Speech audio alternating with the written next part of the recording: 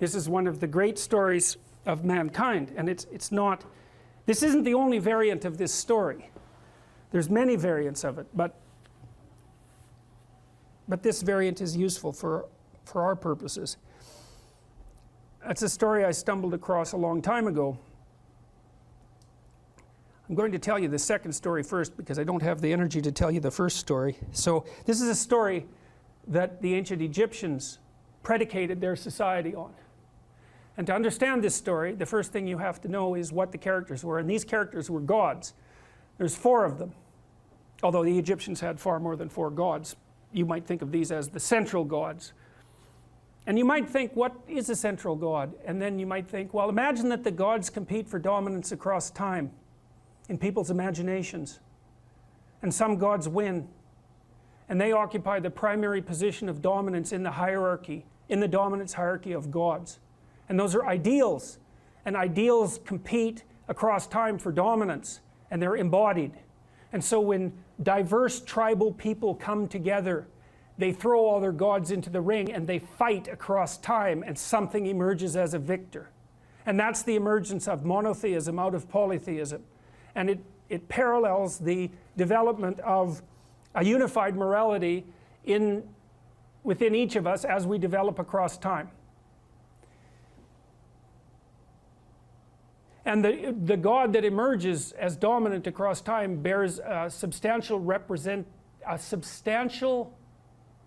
resemblance. Imagine you have a set of gods in this locale that are competing across time, and something emerges as dominant. And then over here you have another set of gods that compete across time for dominance, and something emerges. You'll see major commonalities across the 2 things that emerge. And the reason for that is because the process of emergence that gives rise to both of them is similar in both situations. And that's part of what accounts for the cross-cultural similarity of high-order religious ideas.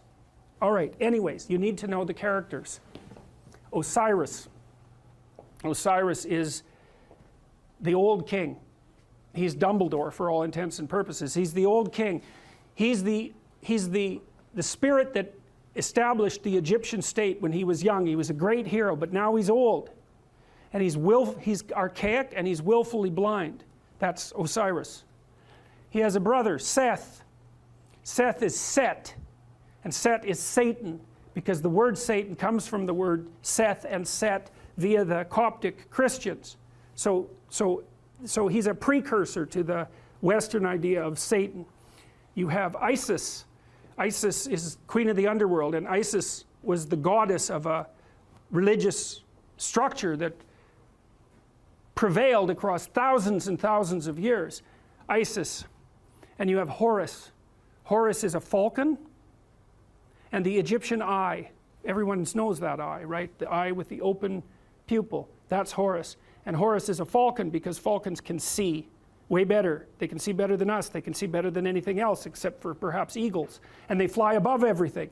Zazu in Lion King is Horus, right? And Mufasa is Osiris. And Scar is Seth.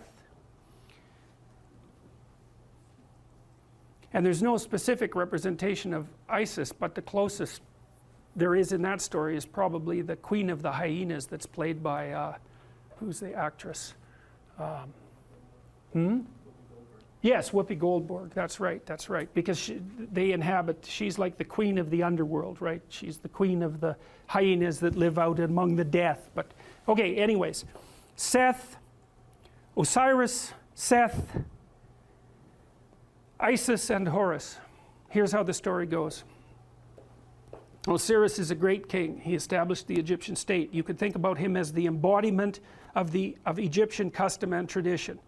You could think about him as the thing that the pyramid represents. All right? But he was great when he was young, but he's not young anymore. He's old, and he's willfully blind. And what that means is that he doesn't see what he could see. He refuses to see what he could see. Why is Osiris old and willfully blind? Because that's what culture is. It's a paternal spirit that's old and willfully blind, and it's always that way, always that way. And the reason for that is because it's a construction of the dead. The dead aren't alive. They can't, so they're out of date, and they can't update themselves anymore. And you inhabit their corpse. And that's actually what happens in an earlier story that I'll tell you next week. The early Mesopotamian gods inhabited the corpse of their father, roughly speaking. Anyway, so Osiris was great and when he was young, but he isn't young anymore. He's old and he's willfully blind. He won't look where he knows he should look. He doesn't have the energy, or maybe he doesn't have the spirit. His brother Seth is not a good guy. And Osiris knows it, but he underestimates his malevolence and power. And so Seth wants to rule the kingdom. So what does that mean? It's easy. Every stable society is threatened by willful blindness and malevolence. Always. Every bureaucracy has that proclivity to stagnate and to become blind. That's why corporations die all the time. That's why a Fortune 500 company only lasts 30 years. It's why we have to have elections. It's to stop the dead from staying in control for too long. Osiris turns a blind eye to Seth. Seth is happy about that. Same thing happens in the Lion King, roughly speaking. Seth one day waits for Osiris to make a mistake and to be weak, and he attacks him and he chops him up into pieces. And he distributes the pieces across the entire Egyptian state. In fact, the Egyptians regarded their provinces as pieces of Osiris's body. Okay, so now you can't kill Osiris because he's a god. And why is he God? A god because he represents the spirit of structure. And there's always structure. It can't be destroyed. It always reconstitutes itself. It can be hurt and broken into pieces, which is exactly what happens to Osiris. Things fall apart. Why? Because they get old and because malevolence undermines them. That's what the Egyptians were trying to sort out. Okay, so Seth distributes his Osiris all over Egypt so he can't get himself back together. Right? Things fall apart and they can't be brought back together. But the spirit of Osiris still lives in the pieces. So what happens? Order is demolished. What would you expect? Chaos emerges. That's Isis. Isis is queen of the underworld. She's Osiris's wife. Order and chaos, just like the yin and the yang. Order collapses, up comes the queen of the underworld. She's looking for order. Chaos cries out for order. She's looking for order. She goes all around Egypt trying to put Osiris back together. It's a state of chaos. She finds his phallus. She makes herself pregnant with it. And what does that mean? Well, it means it's like Geppetto in the belly of the whale. That thing has the potential to reemerge. The thing that collapses into its pieces is still alive. It can unite with the chaos and produce something new. That's the story of the dissolution of structure into chaos and then its revivification. Isis makes herself pregnant. She goes back down to the underworld. She gives birth to Horus. Horus is the Egyptian eye. He's the son of the great father and the great mother. He's a messianic figure. And in fact, much of the mythology that described Horus was extracted without much modification and then attributed to Christ. Very much, and you can read about the parallels. You can read about it online if you want. But there's any number of parallels. And of course, there is the mythology that the Jews came out of Egypt, and of course the Christians emerged from the Jews. And so there was a tremendous influence of Egyptian thinking on the development of these later ideas. And you see pictures of Isis with Horus on her lap that are virtually identical in content and form to the later pictures of Mary with the infant Christ. And that's the holy mother of God in the hero. It's not a Christian motif. It's far deeper than a Christian motif. It's a human motif. So Isis, queen of the underworld, gives birth to Horus, and Horus grows up outside the kingdom. Why? In the underworld. Because that's what human beings do. You're alienated from your culture. Always. Why? It's old and dead and corrupt. And so that leaves you growing up in chaos. What would you call? Alienated from your fundamental culture. That's the story of adolescence. Horus grows up. He can see. That's what differentiates him from Osiris. That's why he's a falcon.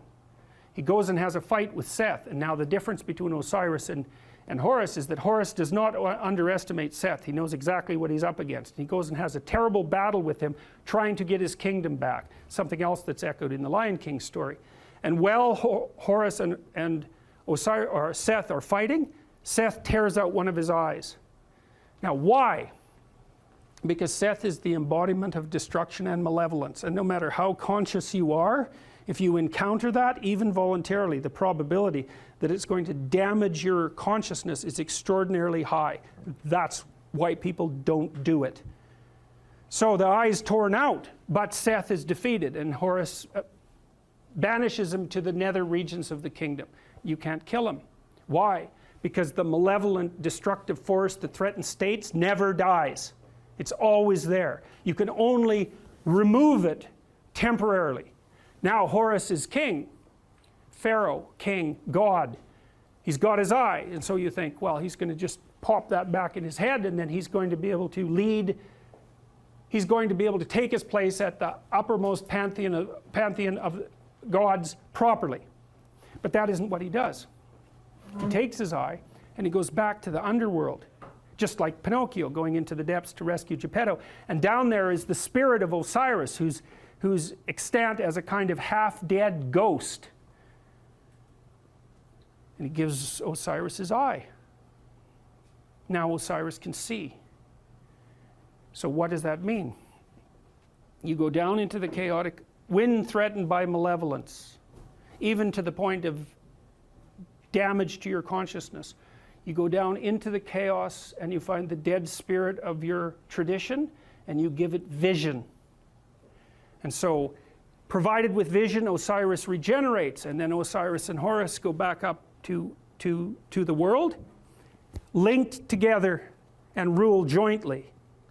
And the Egyptians believed that the Pharaoh, who had an immortal spirit, was the embodiment of the conjunction of Horus and Osiris. And that's what gave him sovereignty. And so you think about how brilliant that is. The Egyptians are trying to puzzle out who should lead, who should be Pharaoh, and what do you have to be if you're going to be Pharaoh in order for things to work. You have to be awake to malevolence and chaos, and you have to embody your tradition. And that puts you at the highest pinnacle of the dominant structure. And that's the same as, it's the same thing. It's the same thing as the battle between the gods across centuries or eons and the emergence of the highest possible moral virtue as a consequence of that competition. It's the eye on the top of the pyramid, right? It's, you know, in the Washington Monument, there's a cap on the Washington Monument. The top of the Washington Monument is a pyramid. At the top of the pyramid is a cap. It's made out of aluminum. And the reason it's made out of aluminum is because when they made the Washington Monument, it was the most valuable metal known. And so what does it mean?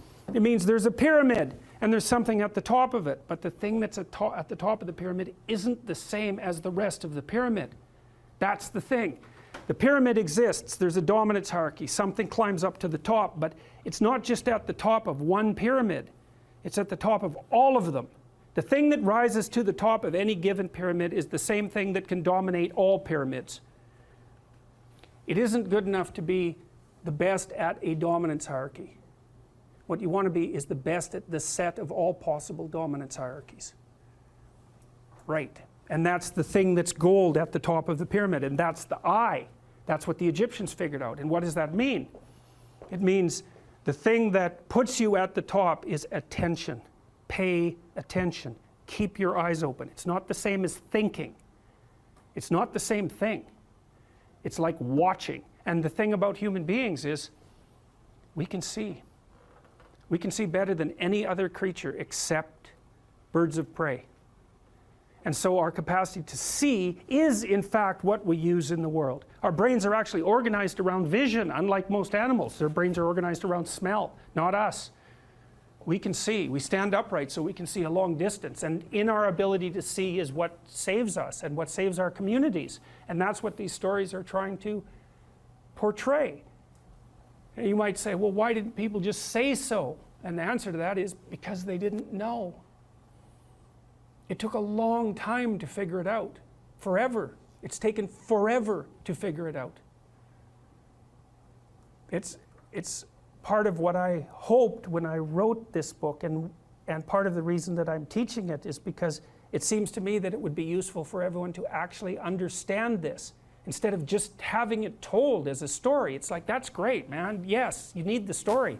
But why not also just understand it? People don't get what they want is because they don't actually figure out what it is.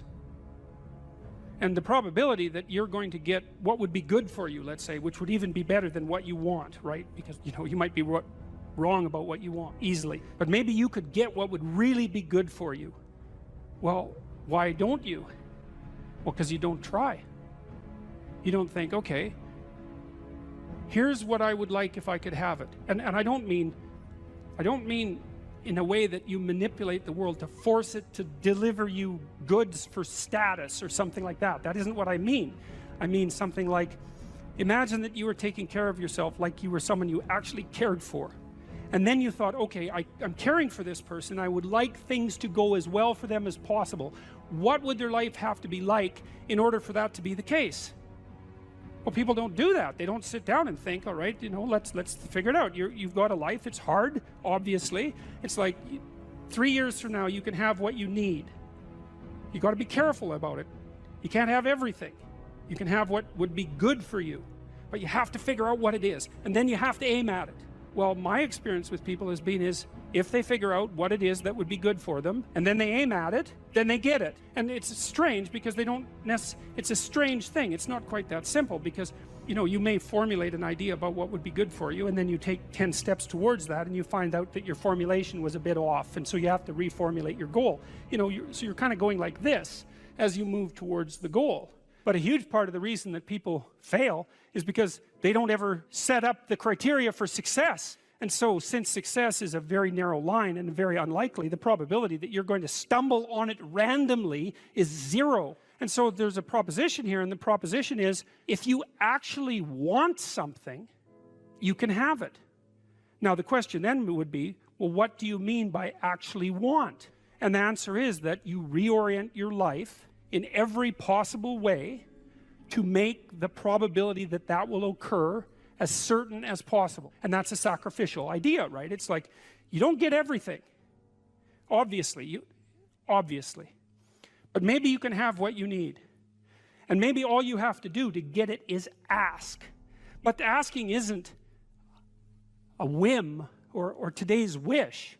It's like, you have to be deadly serious about it. You have to think, okay, like, I'm taking stock of myself, and if I was going to live properly in the world, and I was going to set myself up such that being would justify itself in my estimation, and I don't mean as a harsh judge, exactly what is it that I would aim at? Sit on your bed one day and ask yourself, what remarkably stupid things am I doing on a regular basis to absolutely screw up my life? And if you actually ask that question, but you have to want to know the answer, right? Because that's actually what asking the question means. It doesn't mean just mouthing the words. It means you have to decide that you want to know. You'll figure that's out so fast it'll make your hair curl.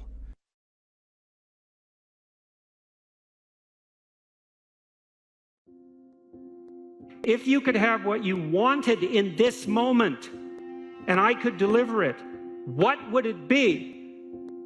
How much of the mess that you see around you would vanish if the mess that you could put straight was put straight? You know perfectly well that if you put your mind to it and you make the proper sacrifices, there are things you can set straight.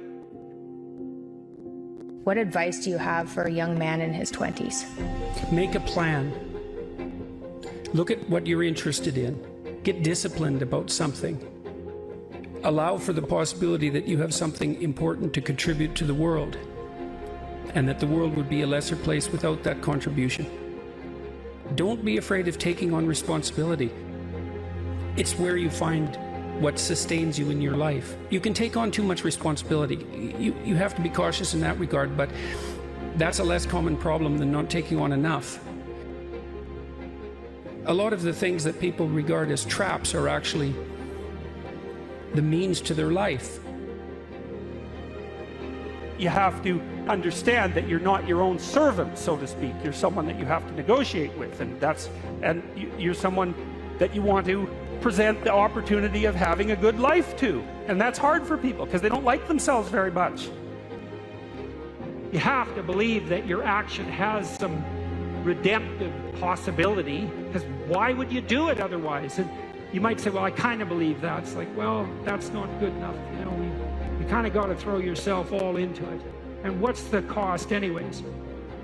It's not like you're going to get out of this alive. So you're pretty much all in, whether you want to be or not. And maybe if you were voluntarily all in, things would be a lot better than they are.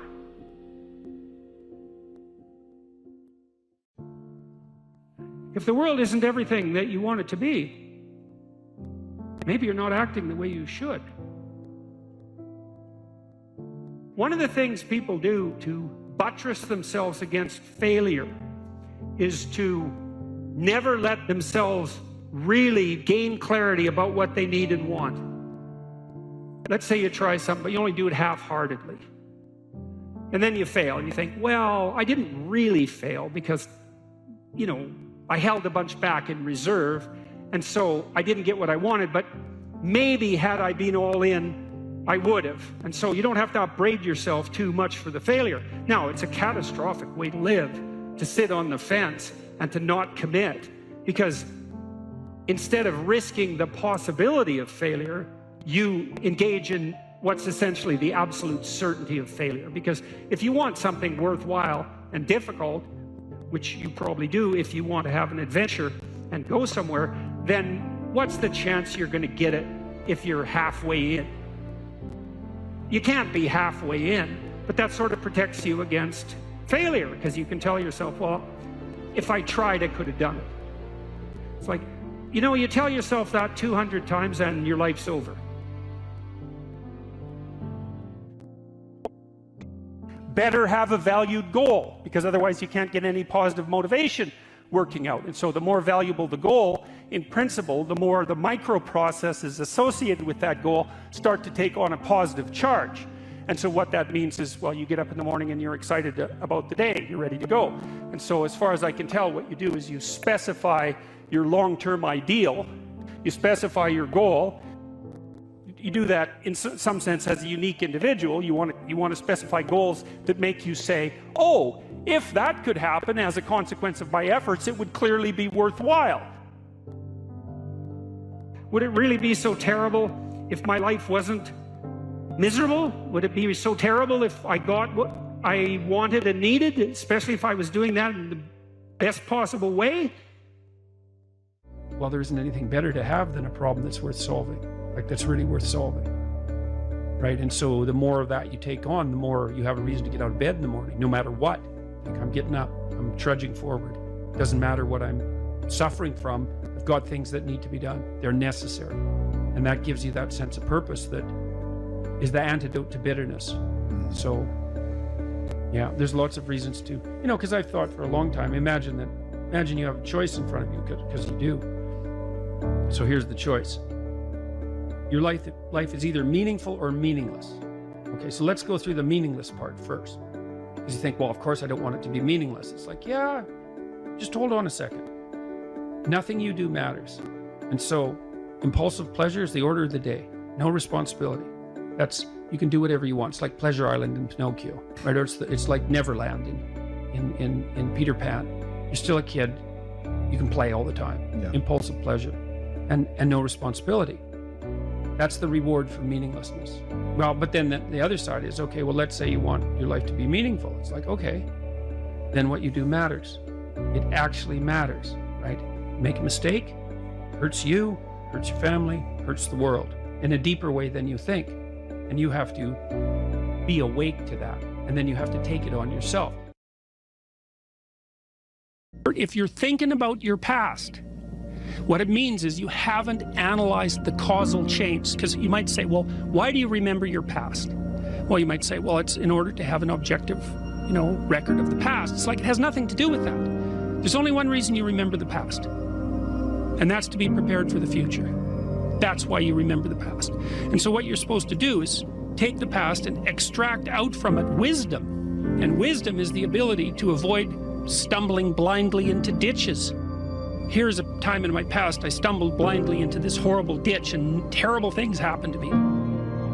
You need to take that apart. You need to figure out, how was it that events conspired with your participation, voluntarily or involuntarily, so that terrible consequence emerged. You need to know why that happened and how you could react differently in that situation. And as soon as you do that, your brain will leave it alone. It won't obsess you about it anymore, because the anxiety-producing parts of your brain are basically trying to tell you where there are obstacles in your environment. Don't go there, there's fire. Maybe you could master the fire, right? Then you're a wielder of fire, you're not just a victim. And lots of situations are dangerous or not dangerous depending on your level of mastery, right? Life is like that. And so a negative emotion that's associated with a memory is something that's crying out for mastery, and writing can really help with that. You're reorganizing your brain when you write autobiographically. Imagine emotion, memories can be stored at different levels of your brain, from sort of primordial, reptilian, image-laden areas that are very emotional, up to finely articulated plans for your future life. Well, you want to take everything that's negative and emotional and transform that into a fully articulated vision for your future. And that frees you of your past. You shouldn't be thinking about your past. I mean, maybe if you're 80 and you're going over a well-spent life, that's a whole different thing. But if you're 30, 35, or 20, and most of the time you're thinking about your past, it's like your soul is trapped back there. You need to free it through investigation. And the metaphysical language is appropriate, because that is, in a sense, what you're doing. You're trapped in the past. It's like you got to break free of that so you can use all your resources to move ahead into the future.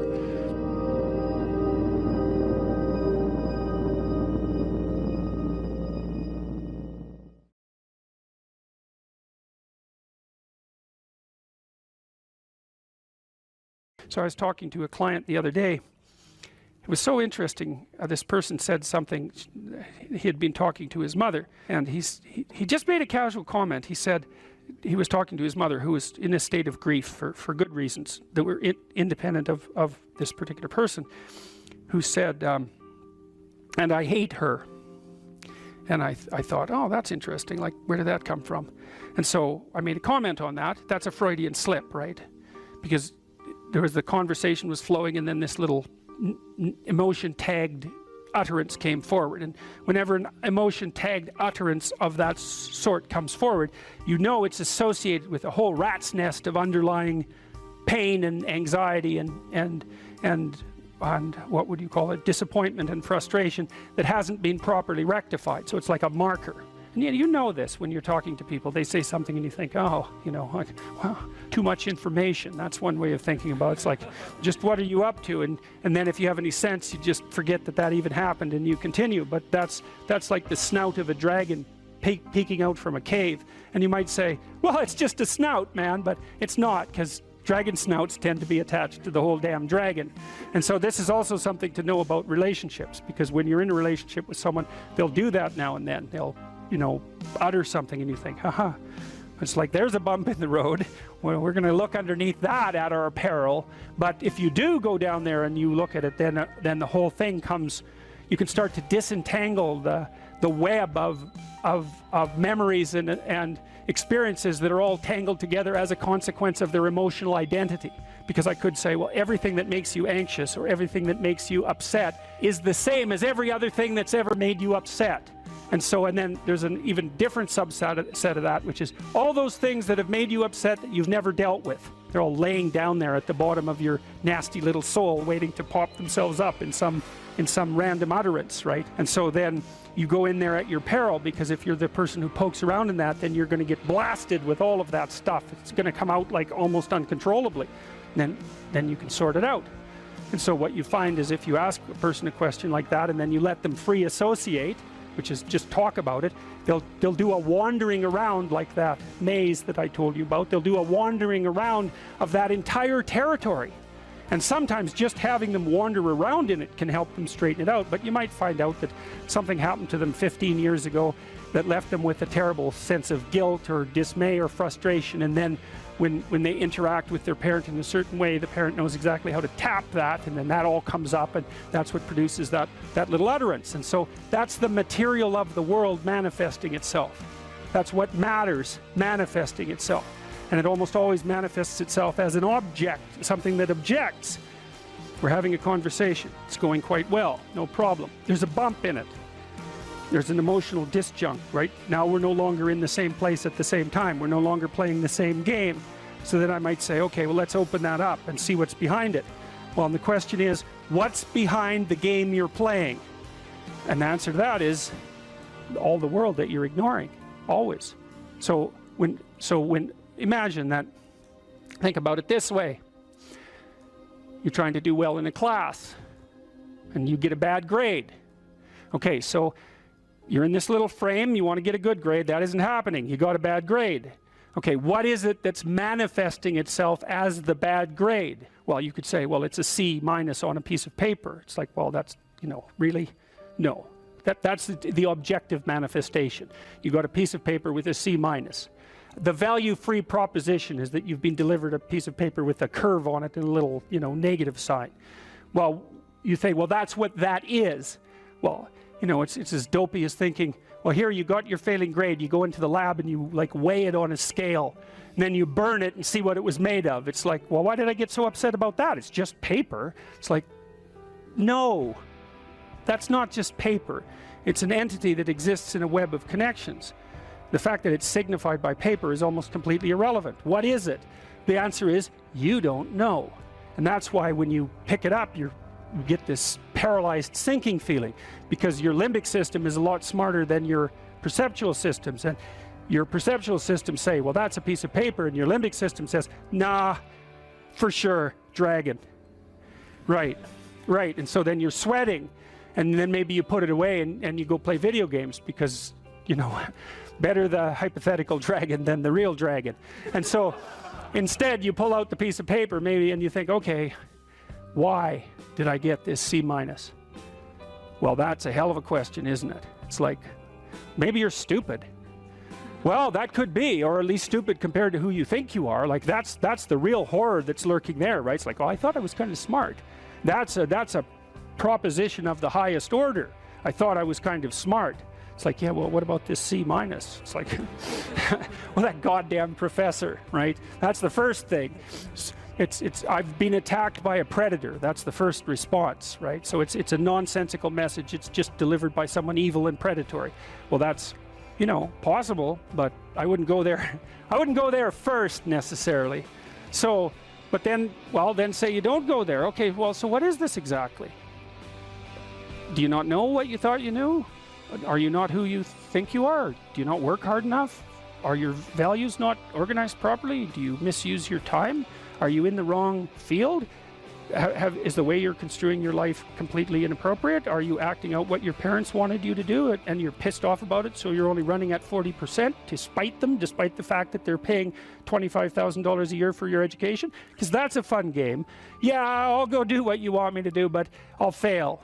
But not completely, because then that wouldn't cost you very much. I'll just fail a little bit, so that you have to spend all that money forcing me to do what I don't want to do, but you'll never get to escape from it. And then every time we interact, I'll stab you in various ways that you don't quite understand, just to show you how irritated I am that I happen to be acting out the destiny that you've put forward for me. So maybe that's part of the dragon, right? And then that pulls in the whole parent thing. And these are bottomless pits often. When you're in the world and something objects to you, something that matters objects to you, then in the entire unrealized world is in that thing that objects. It's all tangled up inside it. That's why it's the great dragon of chaos. It's everything that's outside of your conceptual structure. And what is that? It's everything that lurks outside of your walled city. And it's manifested itself like the snake in the garden. And the easiest thing to do is say, I'm not having anything to do with that. But the problem with that is, well, you get your C minus and you don't do anything about it. Maybe you're a little bitter and more resentful and your study habits get a little worse. So the next time you get like a D plus, and then you collect a bunch of Fs, and then you stop going to school, and then you stop showering, right? Then you end up jumping off the bridge. And so that's how the dragon eats you when you don't pay attention to it.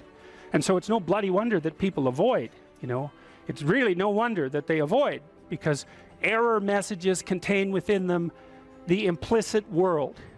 Now, the upside of that is, well, they contain within them the implicit world. And the world isn't all negative. And so maybe you get your C minus, and that's actually the best gift you ever got, because somebody finally took you and went, whack, you know, clue in. And so you take that apart and you think, oh, I don't know how to write. I don't know how to think. I've never read anything in my life. My study habits are abysmal, you know, like maybe I'm working at 2% efficiency, which is probably, I would suspect that, you know, some of you aren't doing that, but I bet there's 30 to 50% of the people in the room are working at 2% efficiency. It's like, to find that out is so optimistic. I mean, if you're barely hanging in there, but you're only working at 2%, you might imagine what you could have as a life if you're working at like 50%. So the C- can be the best gift you ever had, and that's the gold that the dragon hoards, right? That's exactly what that means. What I learned to do, I think, was to stop saying things that made me weak. I mean, I'm still trying to do that because I'm always feeling when I talk whether or not the words that I'm saying are either making me align or making me come apart. I think alignment is the right way of conceptualizing it, because I think if you say things that are as true as you can say them, let's say, then they come out of the depths inside of you. Because we don't know where thoughts come from. We don't know how far down into your substructure the thoughts emerge. We don't know what processes of physiological alignment are necessary for you to speak from the core of your being. We don't understand any of that. We don't even conceptualize that, but I believe that you can feel that. I decided that I would start practicing not saying things that would make me weak.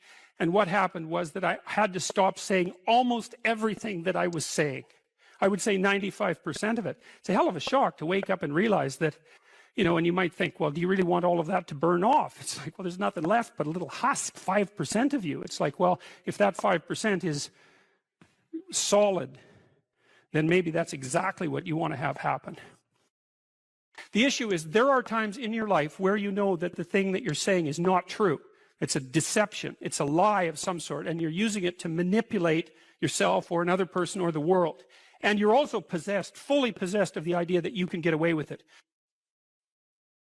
Where are you once you destroy your own ideal? What's left for you? There's nowhere to go. There's no up. And when there's no up, there's a lot of down. If you destroy your own ideal, which you do with jealousy and resentment and the desire to pull down people who you would like to be, let's say, then you end up in a situation that's indistinguishable from hell. Your moral degeneration contributes in no small way to the degeneration of the entire cosmos. Stop cheating at whatever game it is that you've chosen to play. That's a good start, and that'll straighten out your life. Just exactly what are your motives? If you're not doing something important with your life, maybe you're prone to cause trouble just because you don't have anything better to do. Because at least trouble is more interesting than boring. And so if you're not doing something, if you're not pushing yourself to the limits of your capacity, then you have plenty of leftover willpower, energy, and resources to devote to causing interesting trouble. There are so many things that need doing that all you really have to do is open your eyes and look at them and then decide that you're actually going to do something about them. And you might think, well, what's within my scope of influence is so trivial that it's not worth doing. It's like, it won't stay trivial for long if you do it.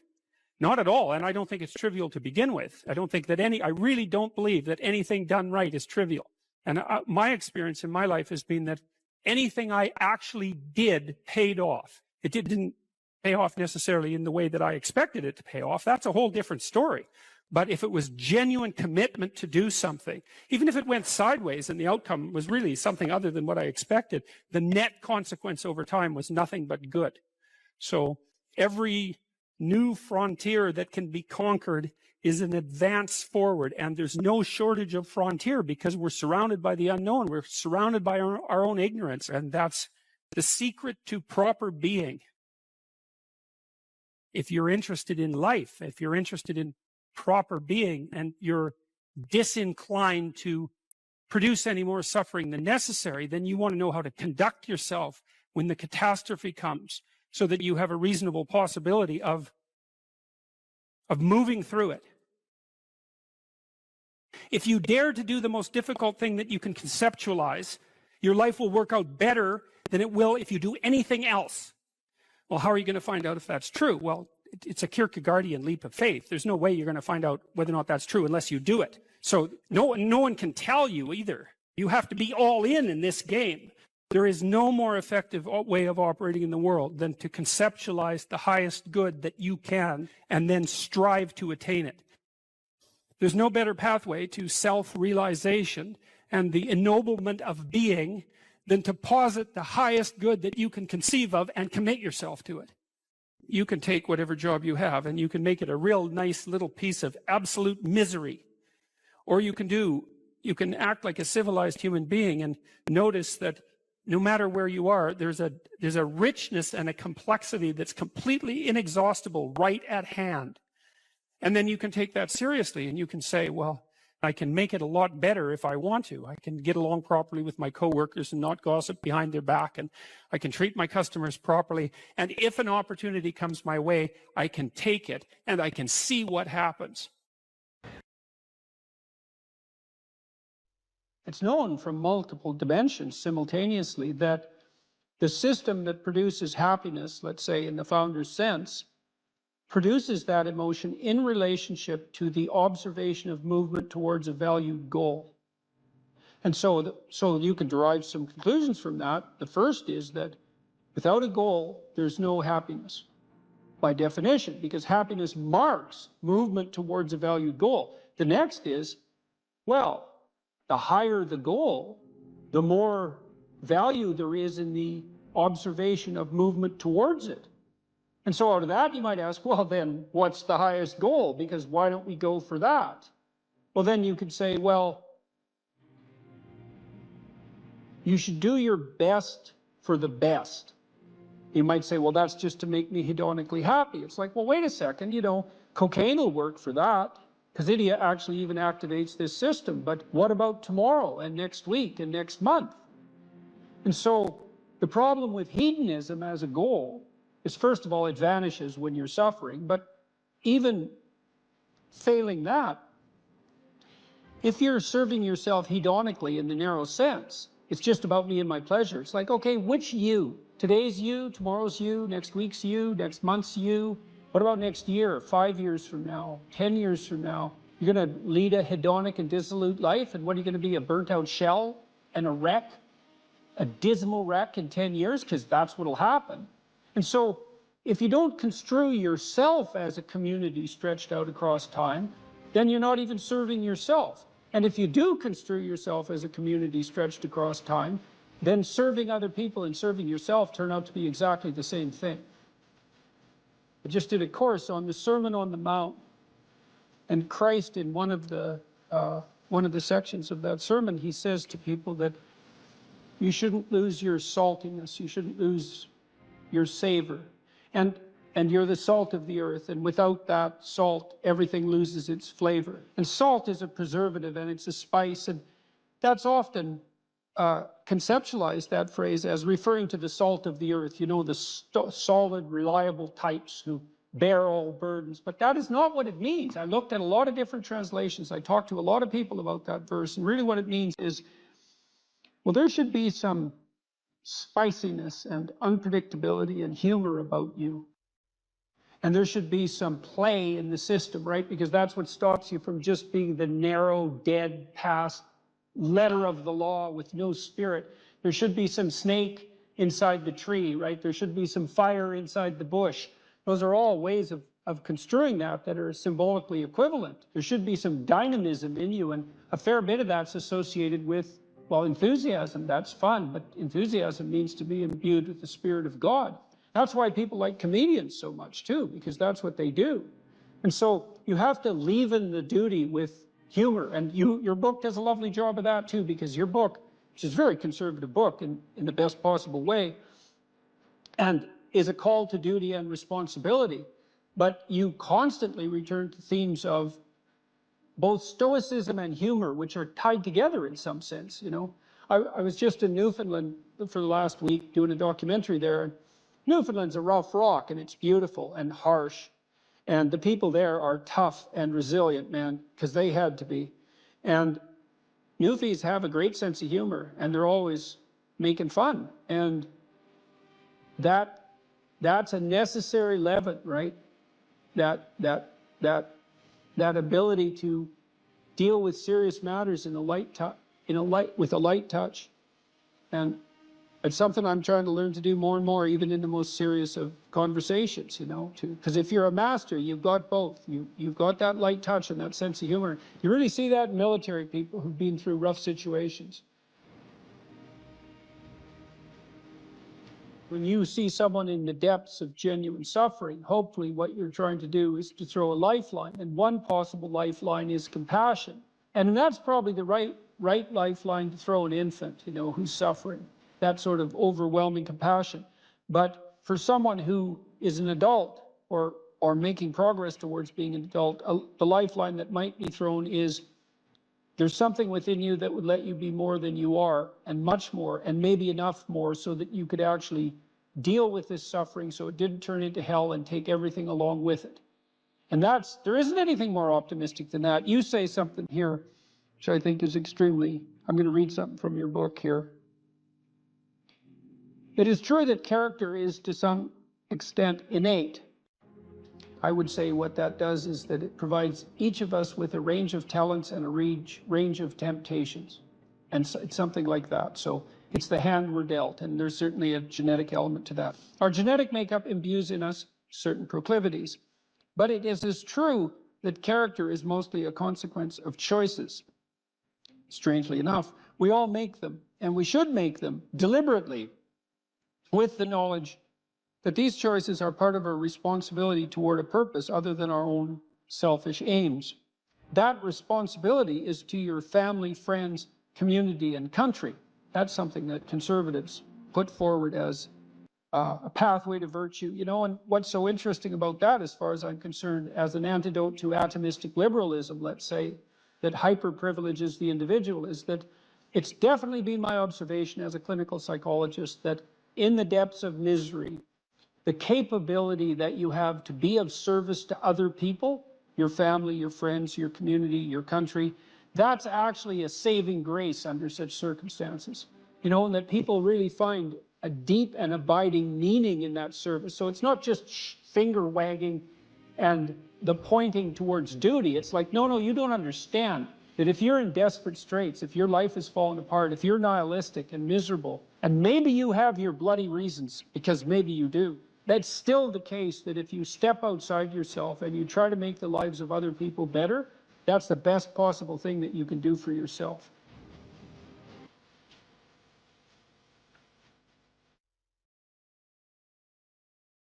Idea in Jungian psychology called the circumambulation. And Jung had this idea that you had a potential future self, which would be in potential everything that you could be. And that it manifests itself moment to moment in your present life by making you interested in things.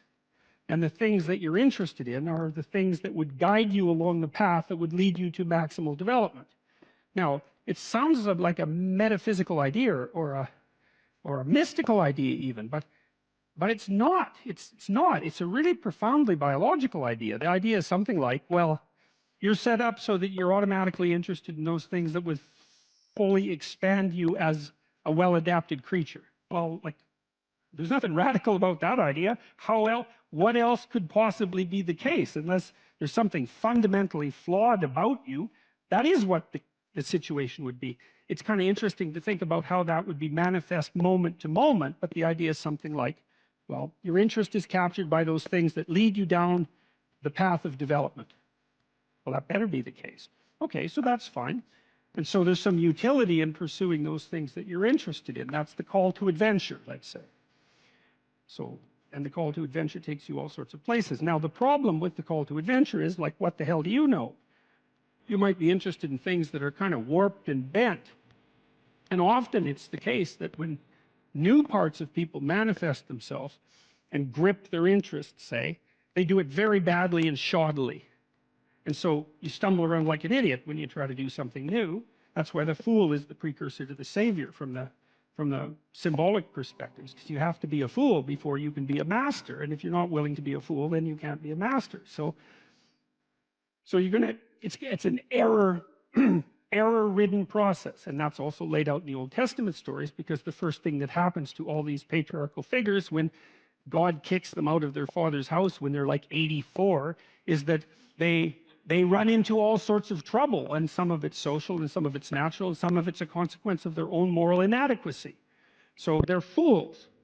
But the thing that's so interesting is that despite the fact that they're fools, they're still supposed to go on the adventure, and that they're capable of learning enough as a consequence of moving forward on the adventure so that they straighten themselves out across time.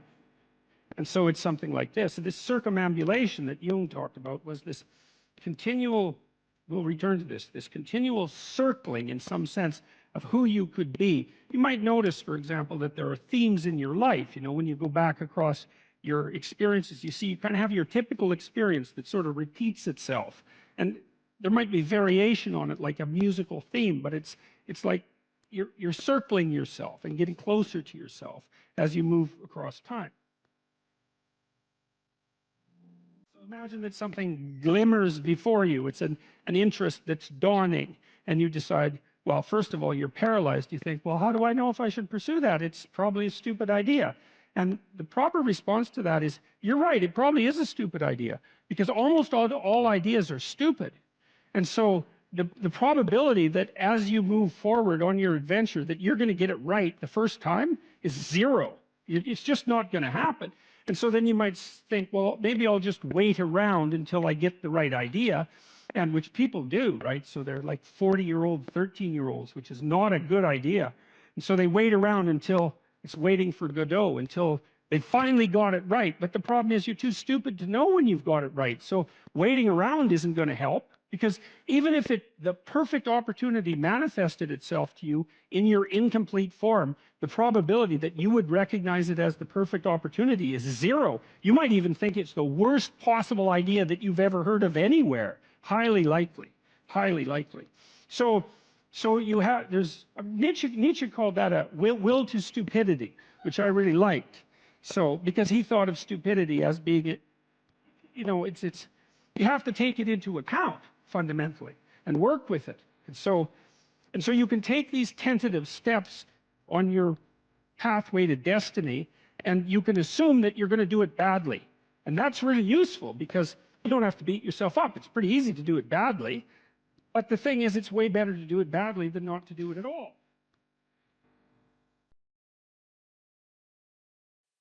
Your attention, for example, is mediated by unconscious forces. And you know that perfectly well. And this is another Freudian observation. You know, if you're sitting down to study, for example, your conscious intent is to study. But you know perfectly well that all sorts of distraction fantasies are going to enter the theater of your imagination non-stop and annoyingly. And there isn't really a lot you can do about that except maybe wait it out. You know, so you'll be sitting there reading, and your attention will flicker away. You'll think about, I don't know, maybe you want to watch Jane the Virgin on Netflix or something like that, or maybe it's time to have a peanut butter sandwich, or you should get the dust bunnies out from underneath the bed, or it's time to go outside and have a cigarette, or maybe it's time for a cup of coffee. Or it's like all these subsystems in you that would like something aren't very happy just to sit there while you read this thing that you're actually bored by, and so they pop up and try to take control of your perceptions and your actions non-stop. Maybe you think, well, this is a stupid course anyways. Why do I have to read this damn paper? And what am I doing in university? And what's the point of life? It's like you can really get going if you're trying to avoid doing your homework. And then you might think, well, what is it in you that's trying to avoid? Because after all, you took the damn course and you told yourself to sit down. Why don't you listen? Well, because you're a mess. That's basically why. You haven't got control over yourself at all. And no more than I have control over this laptop. Okay, so there's the memory function of the unconscious, and there's the dissolutive function. That's an interesting one. The unconscious contains habits, once voluntary, now automatized, and dissociated elements of the personality, which may lead a parasitic existence. That's an interesting one. I would relate that more to procedural memory. You know, so what you've done is practice certain habits, whatever they might be. Let's call them bad habits. And you like those things to get under control, but you can't. So maybe when you're speaking, for example, you use like and you know, and you say a lot. and you've practiced that, so you're really good at it, and you'd like to stop it, but you don't get to, because you've built that little machine right into your being, right? It's neurologically wired, and it's not under conscious control, and anything you practice becomes that. It becomes part of you, and that's another element of the unconscious, a different part. And then there's a creative part, which is that, well, you know, you're sitting around and maybe you're trying to write something, or maybe you want to produce a piece of art or a piece of music, or maybe you're just laying in bed dreaming, and you have all these weird ideas, and especially in dreams, it's like, where do those things come from? And even more strange, one of the things that's really weird about dreams, and almost impossibly weird, is that you're an observer in the dream. It's like a dream is something that happens to you. Well, you're dreaming it, theoretically, so how is it that you can be an observer? It's almost like you're watching a video game or a movie, but you're producing it, at least in principle, although the psychoanalysts would say, well, no, not exactly. Your ego isn't producing it. Your unconscious is producing it. It's a different thing. It's a different thing. And of course, Jung would say, well, it's deeper than that. The collective unconscious might be producing it. It's, in some sense, it isn't you exactly, or it isn't the you that you think of when you think of you. And that's the ego from the Freudian perspective, the you that you identify with. That's the ego. And outside of that is the unconscious. The id, that's more the place of impulses, and you could think about those as the biological subsystems that can derail your thinking, right? And that govern things like hunger and sex and aggression, and your basic instincts is another way of putting it. And it's a reasonable way of thinking about it, because these are subsystems that you share with animals. You share them certainly with mammals. You share most of them with reptiles. You share a lot of them with amphibians, and even going all the way down to crustaceans, there's commonality, for example, in the dominance hierarchy circuits. And so these are very, very old things, and the idea that you're in control of them is, well, you're not exactly in control of them. And I would say the less integrated you are, the less you're in control of them, and the more they're in control of you. And that can get really out of hand, you know. You can be, like with people who have obsessive compulsive disorder, for example, which seems to be, I would say, the dissolutive elements in some sense of the unconscious, the way that it's portrayed here. Poor people with obsessive compulsive disorder, they can spend half their time doing things that they can't really control, and they have very strong impulses to do them, and it's very hard on them to block them, you know. They'll almost panic if those things are blocked. And then you have people with Tourette's syndrome, you know, that they'll be doing all sorts of weird dances and spouting off obscenities and imitating people without being able to control it, and sometimes a little bit of antipsychotic medication can dampen that down, but it's as if there are these autonomous semi-spirits inside of them that grip control over their behavior and make them do things. And you know, you find that to some degree in your own life, because maybe you've become very attracted to someone, even maybe you don't want to be attracted to the person, and then you find yourself, you know, texting them when you know perfectly well that you should be going to bed, and you know, you're in a grip of something, and you can't control it, and that's all part of the unconscious and all part of what Freud was studying. People don't get what they want is because they don't actually figure out what it is. And the probability that you're going to get what would be good for you, let's say, which would even be better than what you want, right? Because, you know, you might be wrong about what you want easily, but maybe you could get what would really be good for you. Well, why don't you? Well, because you don't try. You don't think, okay, here's what I would like if I could have it. And I don't mean in a way that you manipulate the world to force it to deliver you goods for status or something like that. That isn't what I mean. I mean something like, imagine that you were taking care of yourself like you were someone you actually cared for. And then you thought, okay, I'm caring for this person. I would like things to go as well for them as possible. What would their life have to be like in order for that to be the case? Well, people don't do that. They don't sit down and think, all right, you know, let's figure it out. You've got a life. It's hard, obviously. It's like 3 years from now, you can have what you need. You got to be careful about it. You can't have everything. You can have what would be good for you, but you have to figure out what it is, and then you have to aim at it. Well, my experience with people has been is if they figure out what it is that would be good for them, and then they aim at it, then they get it. And it's strange because they don't it's a strange thing. It's not quite that simple, because you know, you may formulate an idea about what would be good for you, and then you take 10 steps towards that, and you find out that your formulation was a bit off, and so you have to reformulate your goal. You know, so you're kind of going like this as you move towards the goal. But a huge part of the reason that people fail is because they don't ever set up the criteria for success. And so, since success is a very narrow line and very unlikely, the probability that you're going to stumble on it randomly is 0. And so there's a proposition here, and the proposition is, if you actually want something, you can have it. Now the question then would be, well, what do you mean by actually want? And the answer is that you reorient your life in every possible way to make the probability that that will occur as certain as possible. And that's a sacrificial idea, right? It's like, you don't get everything, obviously, but maybe you can have what you need. And maybe all you have to do to get it is ask. But the asking isn't a whim or today's wish. It's like, you have to be deadly serious about it. You have to think, okay, like, I'm taking stock of myself, and if I was going to live properly in the world, and I was going to set myself up such that being would justify itself in my estimation, and I don't mean as a harsh judge, exactly what is it that I would aim at? Sit on your bed one day and ask yourself, what remarkably stupid things am I doing on a regular basis to absolutely screw up my life? And if you actually ask that question, but you have to want to know the answer, right? Because that's actually what asking the question means. It doesn't mean just mouthing the words. It means you have to decide that you want to know. You'll figure that out so fast it'll make your hair curl.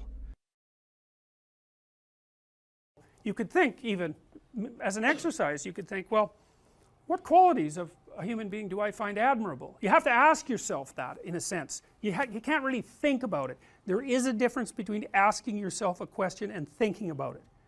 You know, because it's more like, when you're asking yourself a question, it's contemplative. It's like, well, what do I find admirable?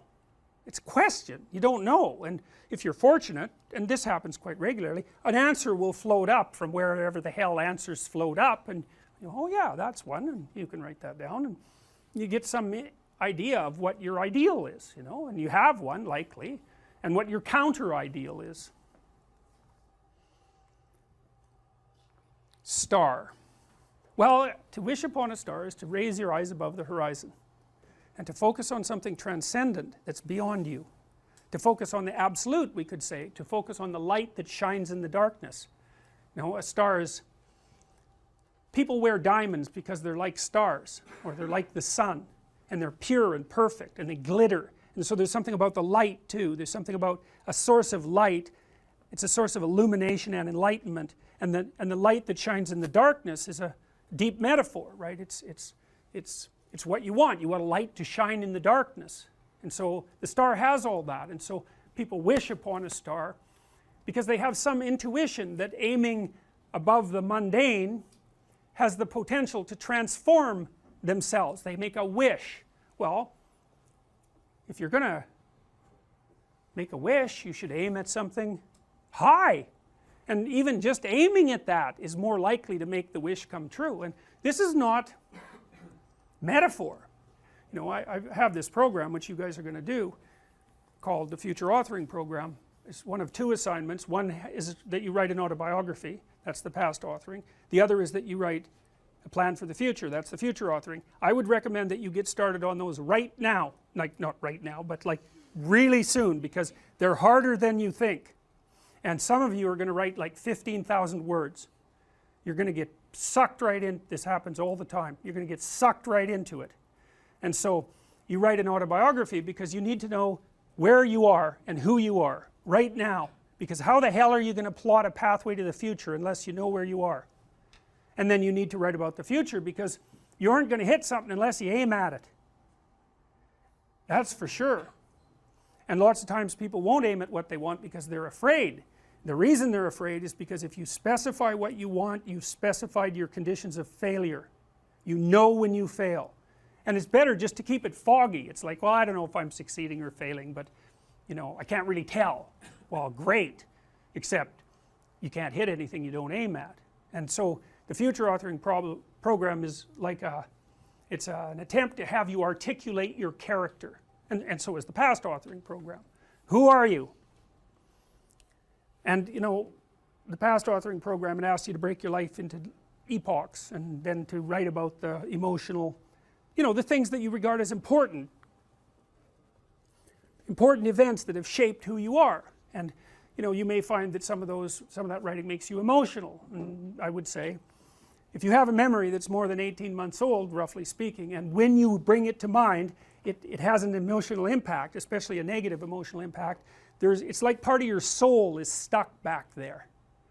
And I know that's a metaphorical way of thinking about it, but what I mean is that the reason that you still experience the emotion is because you have not solved the problem that situation faced you with. It might be a real problem, like maybe you got tangled up with someone who was really bad, and that's rough, man, because you've got to come up with a theory of malevolence to deal with something like that, and that's no joke.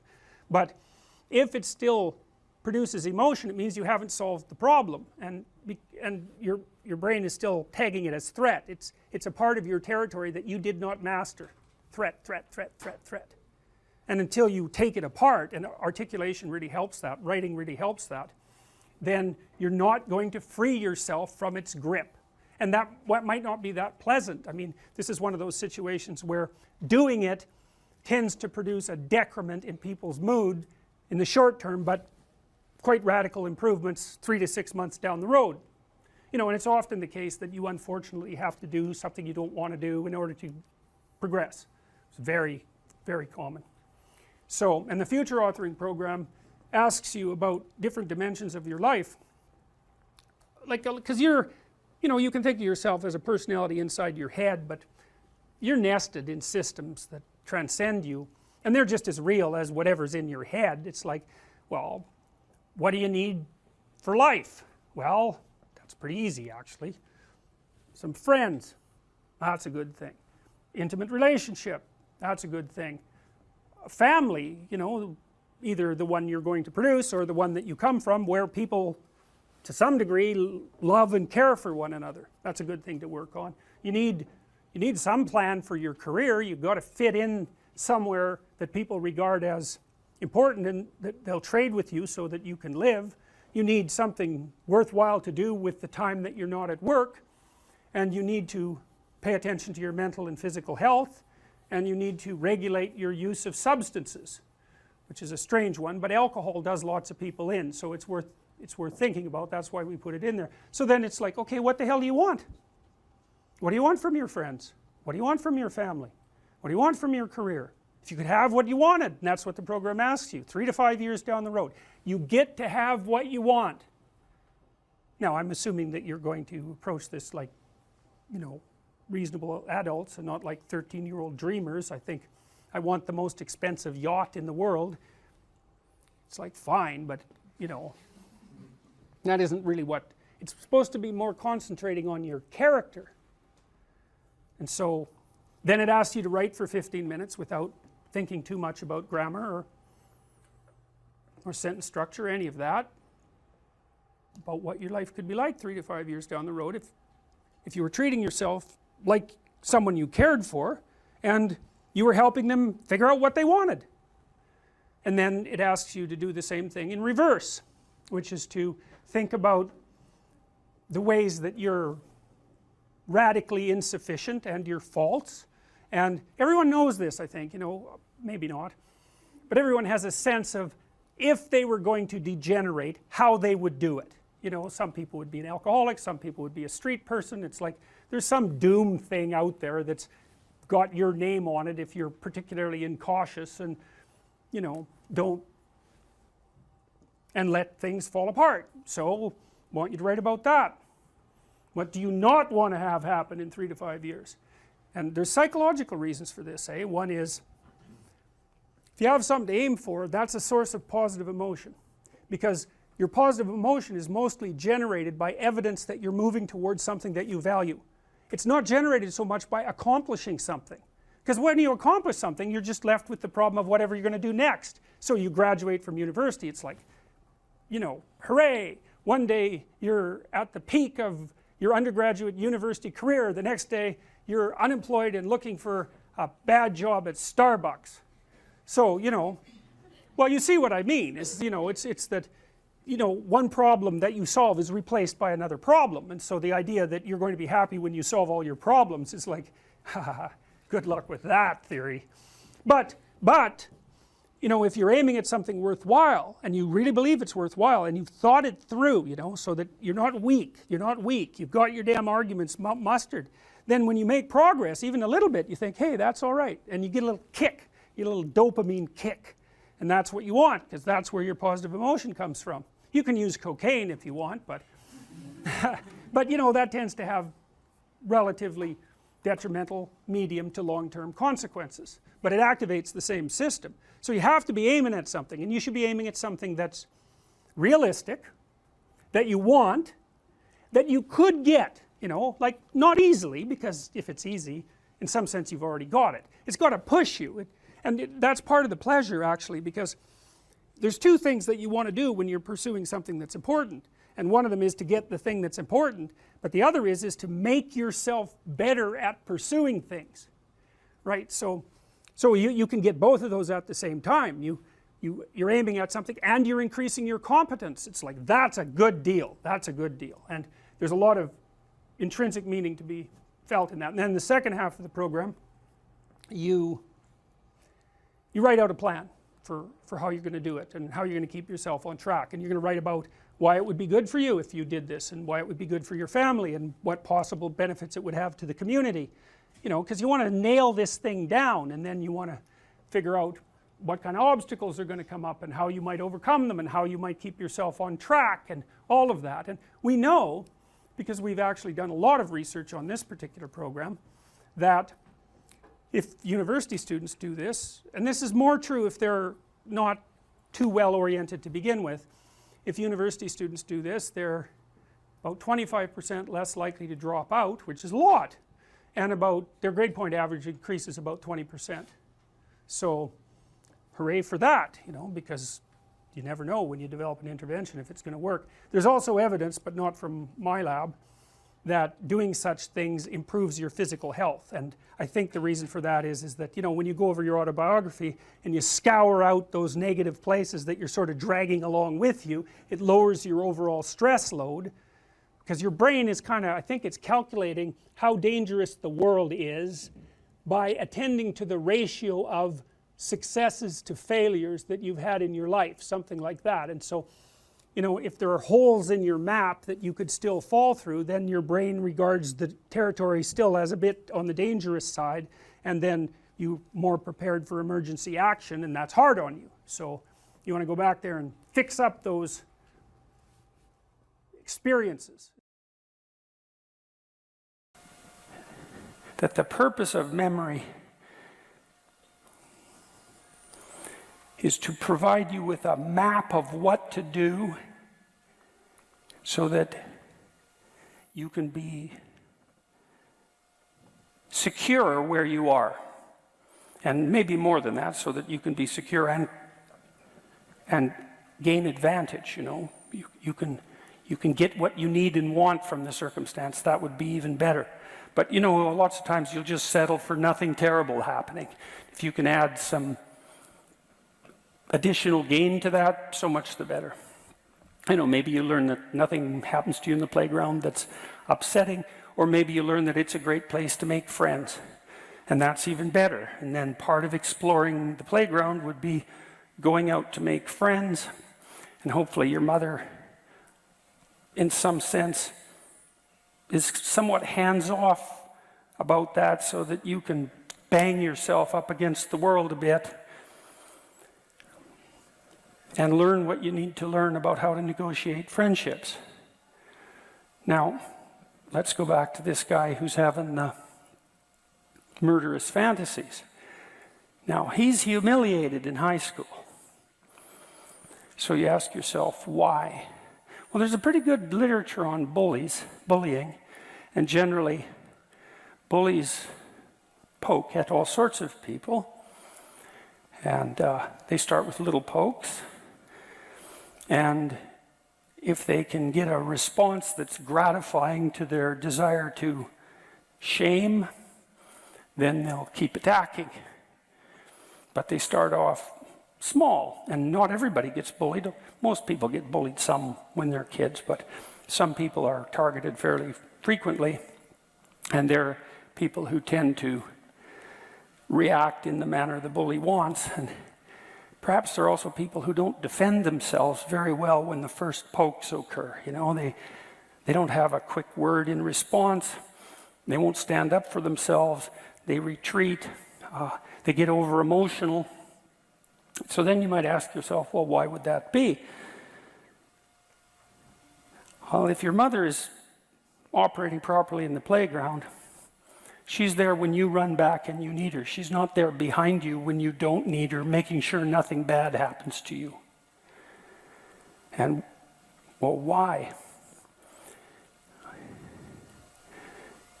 Well, because bad things are going to happen to you, and what you need to learn is how to deal with that on your own. That's the best protection your mother can provide in the final analysis, is to allow you to be challenged, to build competence.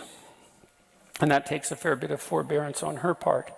Right? She has to be willing to let you go out there and make mistakes. I remember when my daughter was learning, I bought her these monkey bars.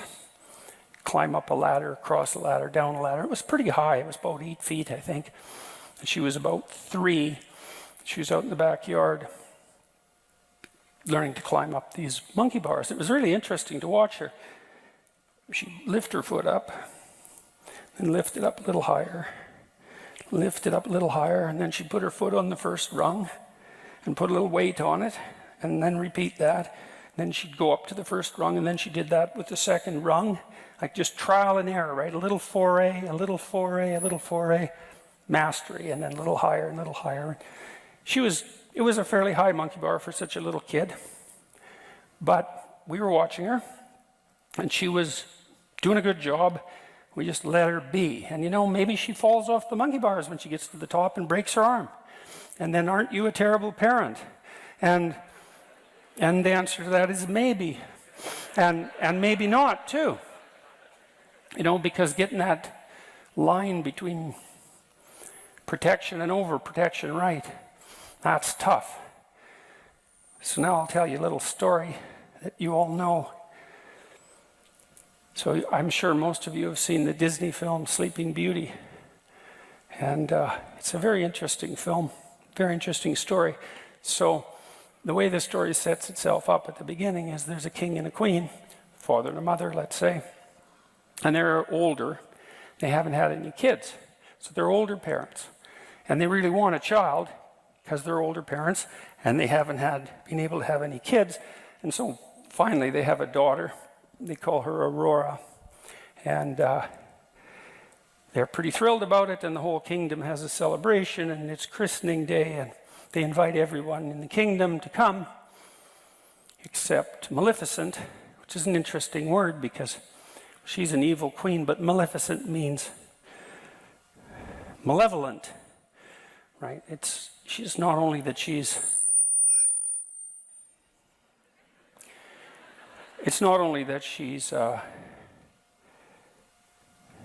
Mother Nature, in the negative guise.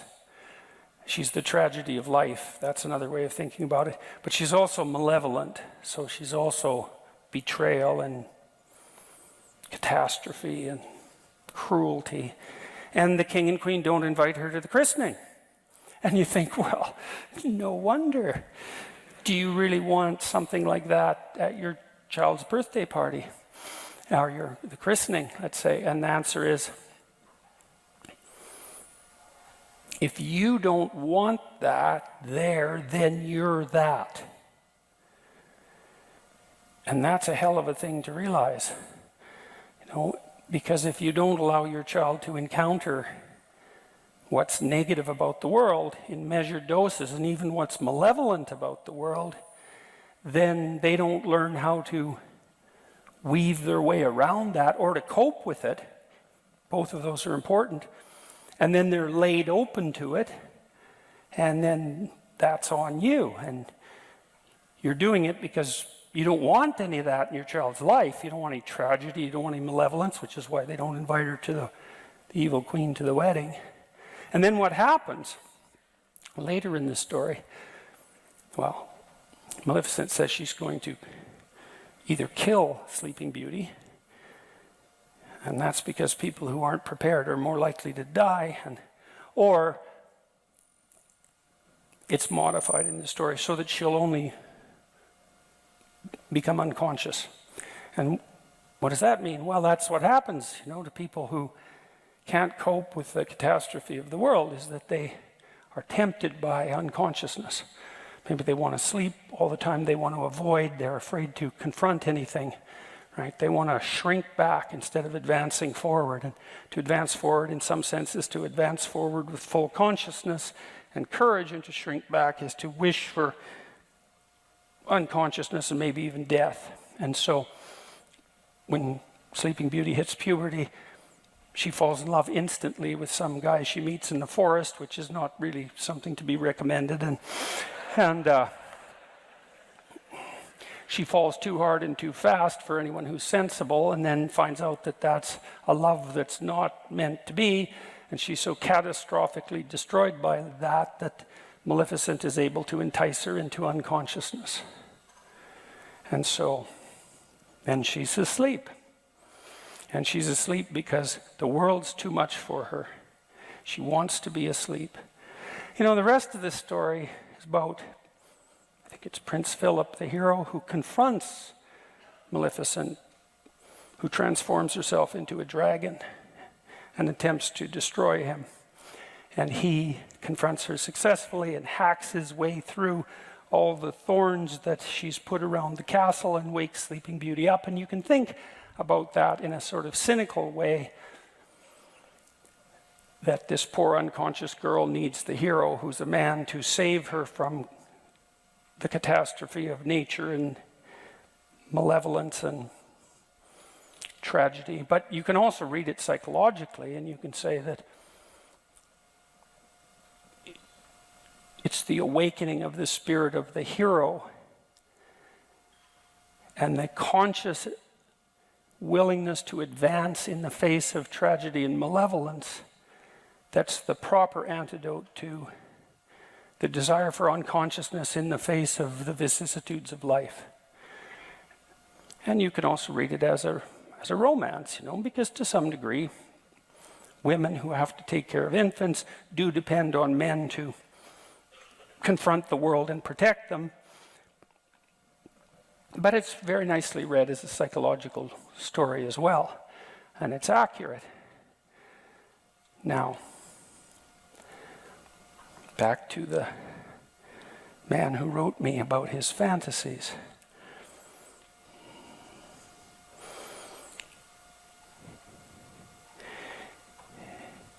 The parts of his brain that are bringing mind, psyche, that are bringing those memories of being humiliated back are part of an alarm system. It's the same alarm system that tells you when something unexplored is dangerous. And if you're in a social situation, and the consequence of being in this situation is that you're being humiliated and undermined, then obviously you haven't mapped out that situation very well. Now, there might be all sorts of reasons, and some of them might not be your fault, but it doesn't really matter as far as these alarm systems are concerned, because all they're concerned about is the fact that you don't know what to do when you're in that situation, and that's not good for you, and you can't forget it. And the reason you can't forget it is, what if you're in that situation again? And so the alarm system says, well, what if you're in that situation again? What if you're in that situation again? What if you're in that situation again? And often traumatic memories are repetitive for people. They can't get them out of their minds, and then they try to avoid them. And that just makes it worse, because what you tell the alarm system when it rings the alarm, if you try to ignore it, is that the alarm is about something so terrifying that you won't even admit to the fact that there's an alarm. And so that just makes the alarm go off more. And so you try to avoid, and, well, that doesn't work. That's something sort of akin to Freudian repression. And so what I recommended to this gentleman was that he write down all the times he was humiliated. It's like, so you've got these memories that won't let you go, you know, these people who took advantage of you. What happened exactly? That's hard to figure out, right? And maybe now he's a little smarter than he was in high school because maybe he's 4 years older. It's like, what exactly happened? Because the memory will be emotion laden, but there's a lot of detail around it that's really relevant, you know. And one of the things you can do when you confront a memory like that, which is to confront the terrible things that happened to you in the past, which is the same as confronting terrible things per se, is you can ask yourself, well, exactly what happened, and what part did I play, perhaps, and are there things that I could have done earlier or different, or is there some manner in which I set myself up for this?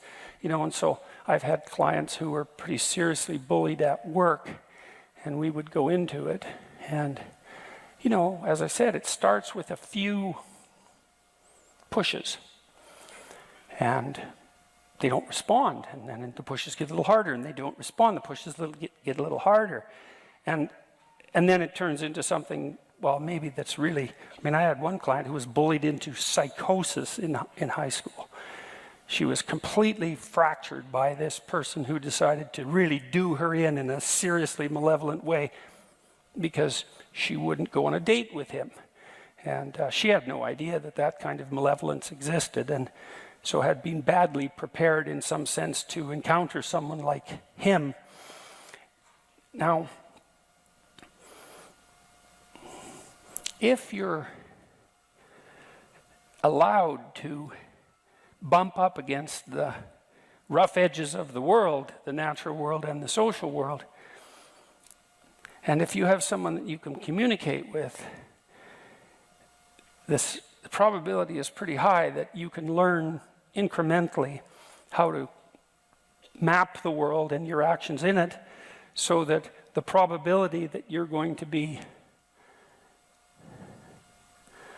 pathologically prone to catastrophe and betrayal is much reduced. You know, so I'll tell you a story about my mother. So one day I was out playing baseball on a abandoned lot, empty lot, near my house, and my wife was there. We were only about 8 or 9, 10, something like that. I was there with some of my friends. One of them was a tough little guy. I was little too, but not as tough. And we were having an argument about something, and we were going to have a fight. And my mother walked by. And my mother's a pretty nice person, you know, and she had to learn late in life, to some degree, to stand up for herself when she went back into the workplace and had to confront some relatively intimidating and pushy men. And it was hard on her to do that. But she was no pushover, my mother, and she's a good person. And she walked by just as this fight was about to emerge. And I was not particularly confident of the probability of my uninjured victory in this fight. But I was a hell of a lot more afraid that my mother was going to come over and interfere. And she didn't. But she knew what was happening. She looked. I saw her look. I knew she knew. She knew I knew. And she walked on. And it's like, more power to her, you know. And because I was fortunate to have a mother like that, let's say, I got into enough of the sorts of scrapes that teach you how to avoid a certain amount of scrapes, and that worked out quite nicely. And that's meant my mother was willing to invite malevolence, invite the evil queen into my life, at least to some degree, you know, because she knew better than to assume that that could be just dispensed with.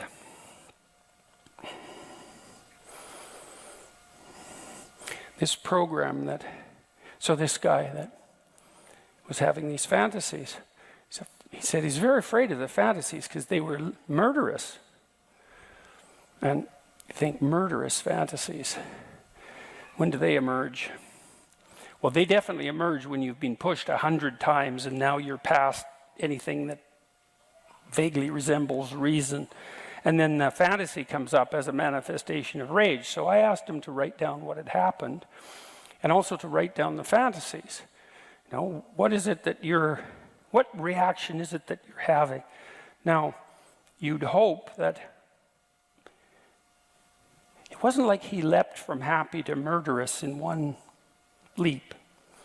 He went through mildly irritated, extremely humiliated, continually humiliated, repeatedly continually humiliated, and then, well, even a few years later, into murderous rage.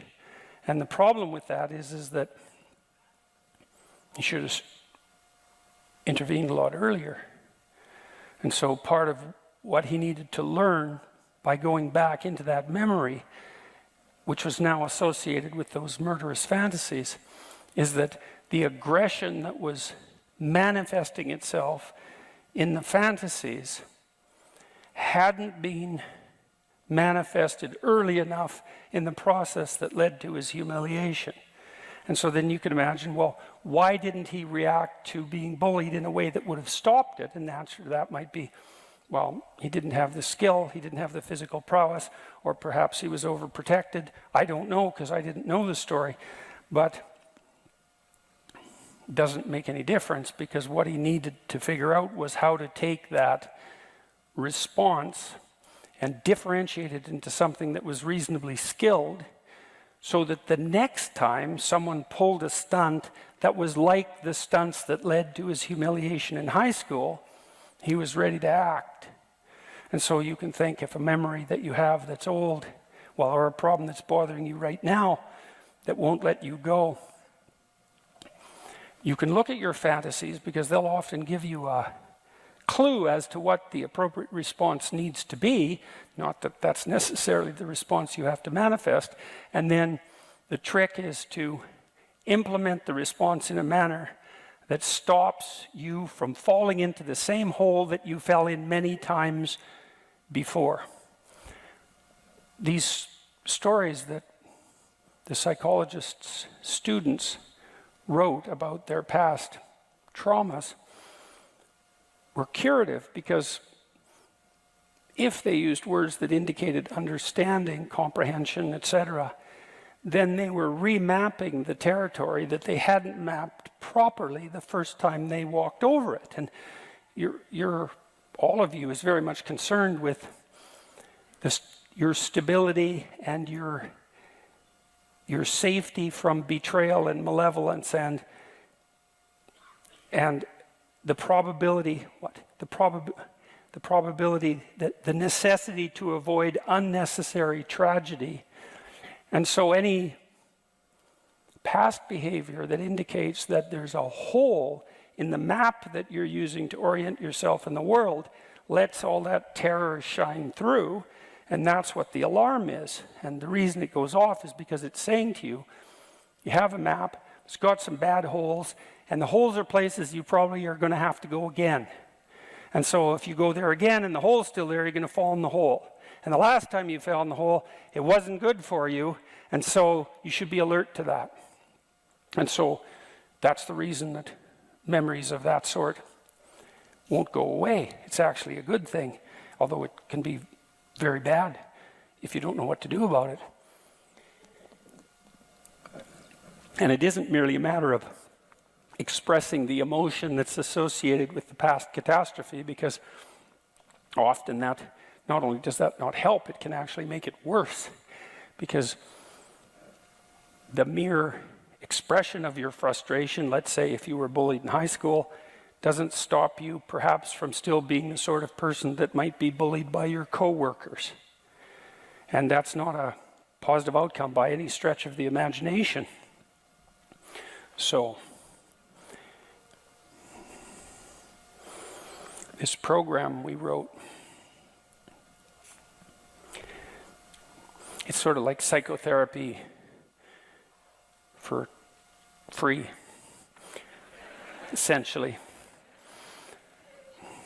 It asks you to, and I used it on this client of mine who'd been bullied into a psychotic state when she was in high school. She could hardly even talk when she first came to see me, and she was hallucinating, in all sorts of strange ways. She was really badly fractured by this person who'd tortured her 3/4 to death. And we went through her whole life. She could talk a little bit, and she could write a little bit, and I sat her behind my desk, my computer, and we opened this program. And what it does is it has you divide your life up into epochs, whatever you want. Maybe it's kindergarten, grade 1 to grade 3, grade 3 to grade 6. You know, you can do it numerically like that. You could do it by age. I had people who were more agreeable in temperament. They would divide their life up into relationships. That was really how they conceptualized the stages of their lives. Each relationship, you know, it depends on you. It doesn't really matter, however you conceptualize your life. And then the exercise has you walk through and describe significant events, positive and negative, to lay them out and then to analyze them. It's like, well, what did you do right that enabled the positive events to occur? And what did you do that you might be able to alter, or that you learned to alter later, or that you could alter now, that would help you avoid the negative events? So it's not merely the recounting of the negative, it's, in some sense, it's the extraction of the moral of the story. You know, there's this old idea, I'm sure you've heard me talk about it before, that dragons guard gold. It's a very strange idea, very old idea, treasure of one sort or another, that they threaten the city eternally. That's a dragon. And the city, in some sense, is the citadel of your memory, and the chaos that's outside of the citadel of your memory can always emerge to threaten the citadel, and that's the same story as the Garden of Eden and the snake. It's exactly the same idea. And if you confront the thing that threatens, then you can find the treasure. And you can use that to rebuild the citadel, but also to turn yourself into something that can confront the dragon. And that's the real treasure, right? Is to turn yourself into something that can and is willing to confront the dragon. And so, you know, I did a lot of work with people in my clinical practice on assertiveness therapy and assertiveness training, and these are often for people who are very agreeable, and they're more likely to be bullied.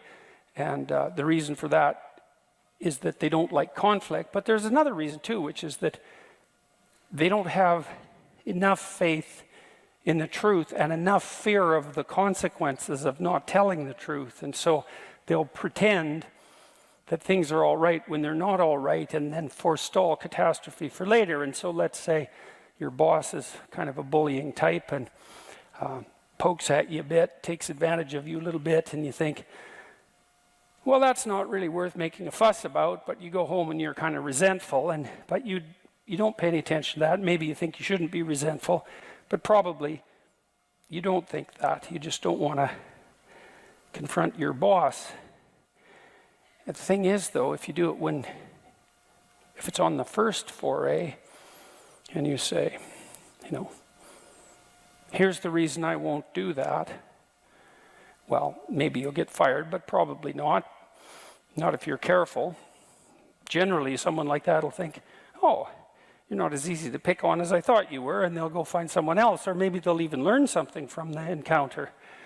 You know, and that takes a fair bit of courage, and that's part of that confrontation that we just described, you know, is that you're resentful because you've been taken advantage of and you have something to say, and so you need to say it. And when I was doing assertiveness training with my clients, I often talked to them about their resentment.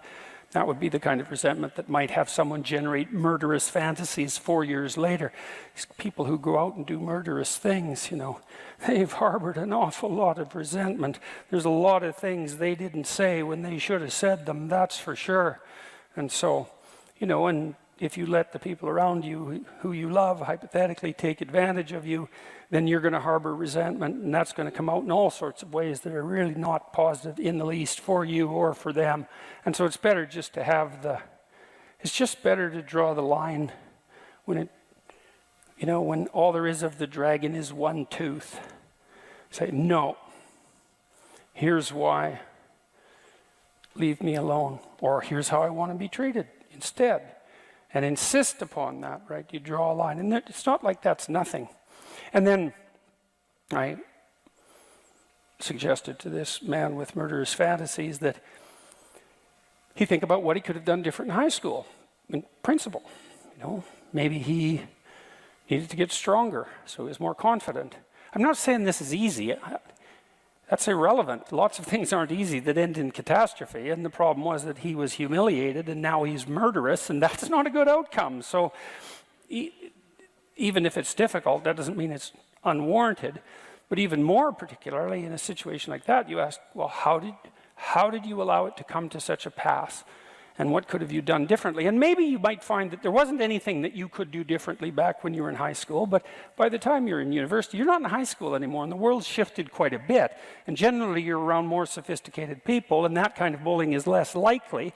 And so you still might have some aggression to integrate within you so that you're not a pushover. And if you do that, well, then those memories, in all likelihood, are going to stop. As long as you're confident that now you know what to do, those memories are very likely to stop plaguing you, and then hopefully those murderous fantasies will go away and you won't be inclined to act them out. Why? I was at the Modern Art Museum, Museum of Art in New York. I'm afraid I don't remember which one, unfortunately, but I was in this amazing room. You know, it had all these priceless paintings from the late Renaissance hanging in it. You know, each painting worth, who knows, $1 billion maybe. They're priceless paintings. So the room it's a shrine, and it was full of people from all over the world who were looking at these paintings. You think, well, what the hell are these people doing coming to this room looking at these paintings? Like, what are they up to? One of them was a painting of the Assumption of Mary, right? Brilliantly composed. And there was all these people looking at it. And I thought, what are they doing? They don't know what that means. Like, why are they looking at that painting? Why is it in this room? Why does it cost $1 billion? Why is that painting worth so much? And the answer to that is, well, we don't really know. Like, it happened. They're sacred objects in some sense, and we gaze at them in ignorance and wonder. And the reason for that is that the unknown shines through them at us and in partially articulated form. And so,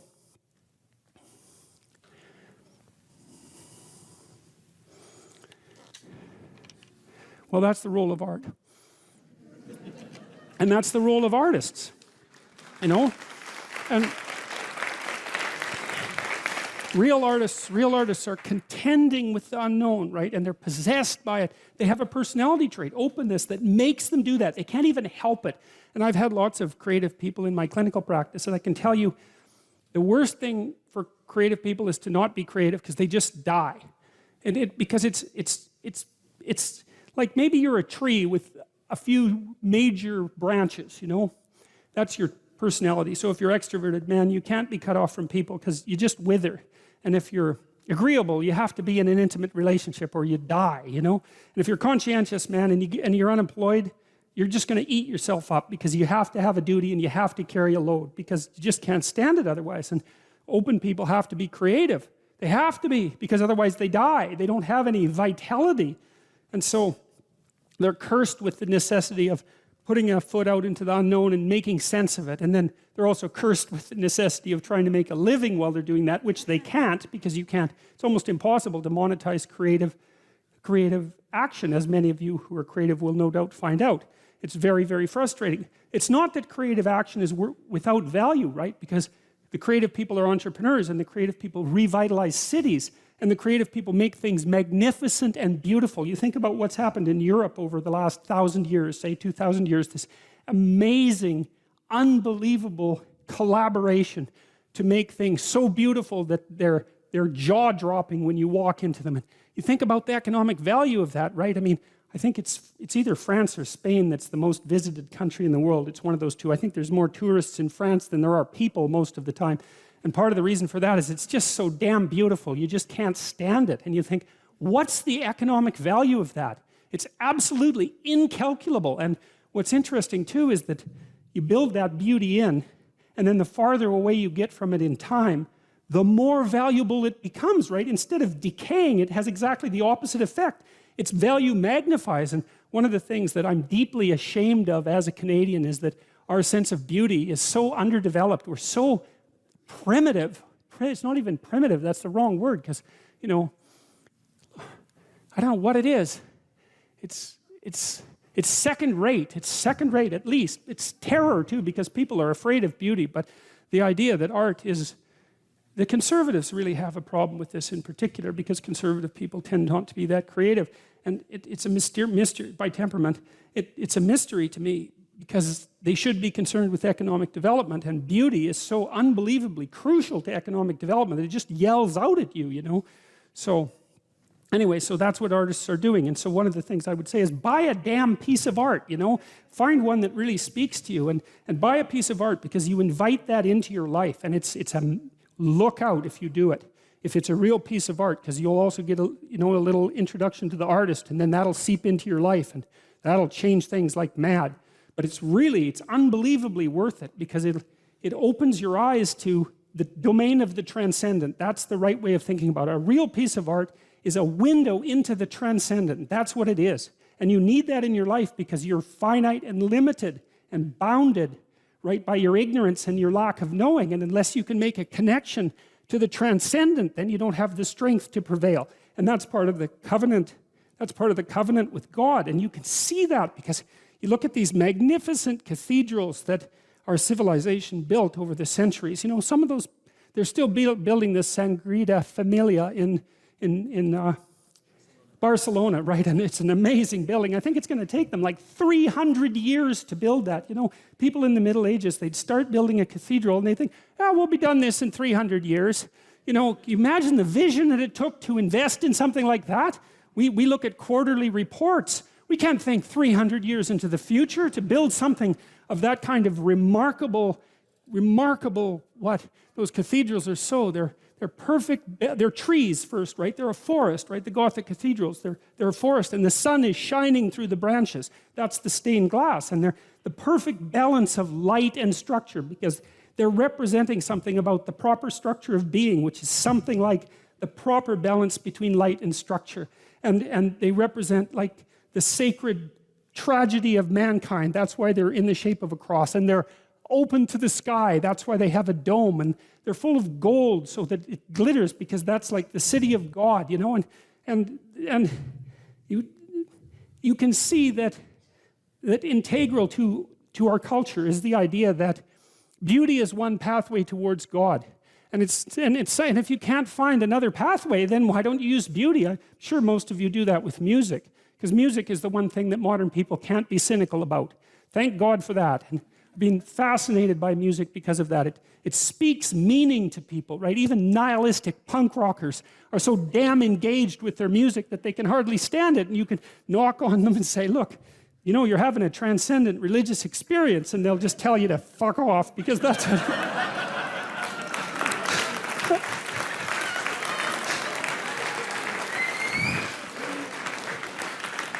because that's what punk rockers have to do. But but that's still what's happening, you know. I mean, it's still what's happening. So so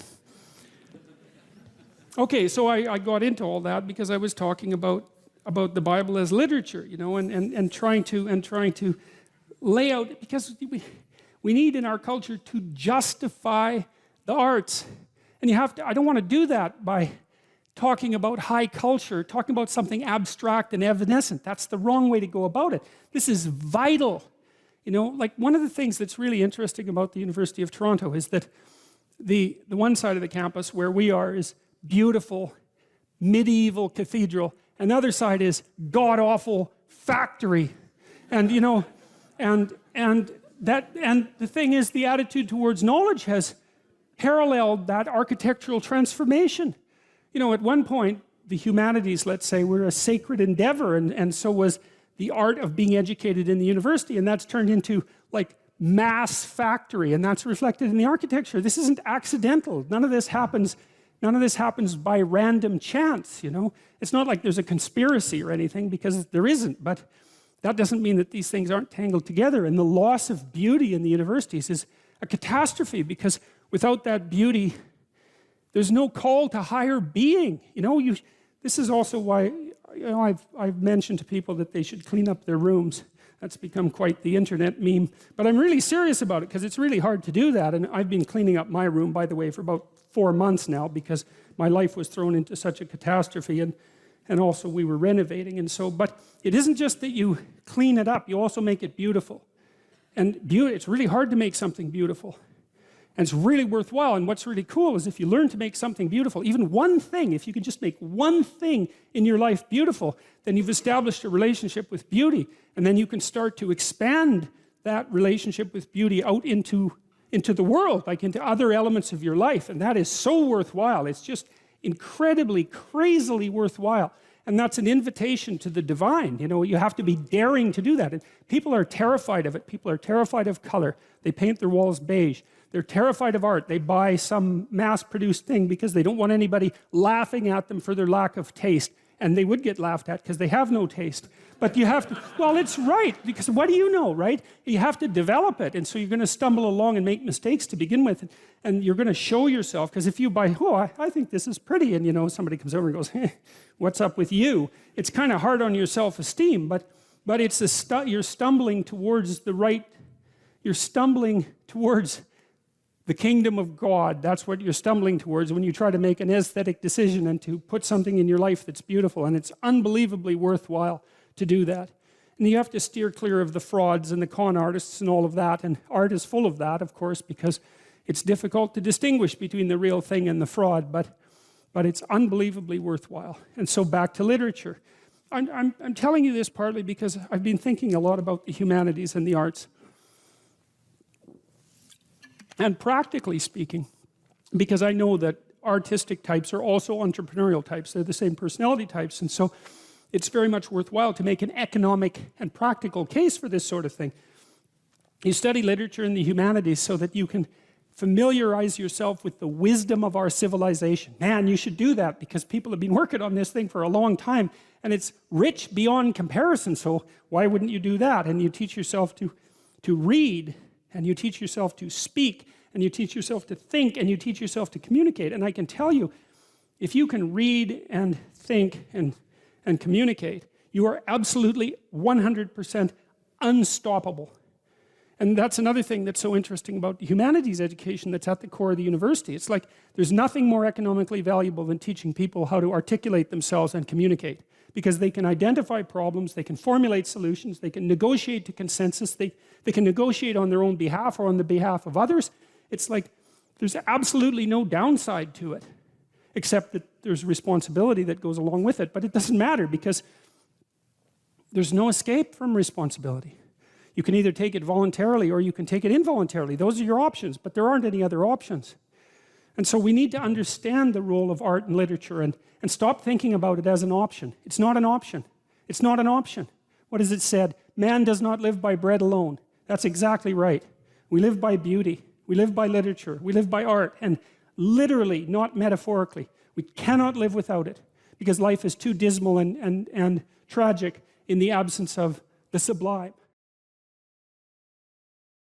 When I talked about hierarchies, now it's very important where you are in your hierarchical position with regards to other people in relationship to your mental health. And this is a really important thing to understand because you have an ancient counter in your brain, and that was the point of the biological comparisons, lobsters being one set of comparisons, but not only lobsters. We know perfectly well, animal behaviorists, people who know their neuropsychopharmacology, know perfectly well that the serotonergic system operates quite similarly across most animals with complex nervous systems, and one of the things that it does is track relative status position.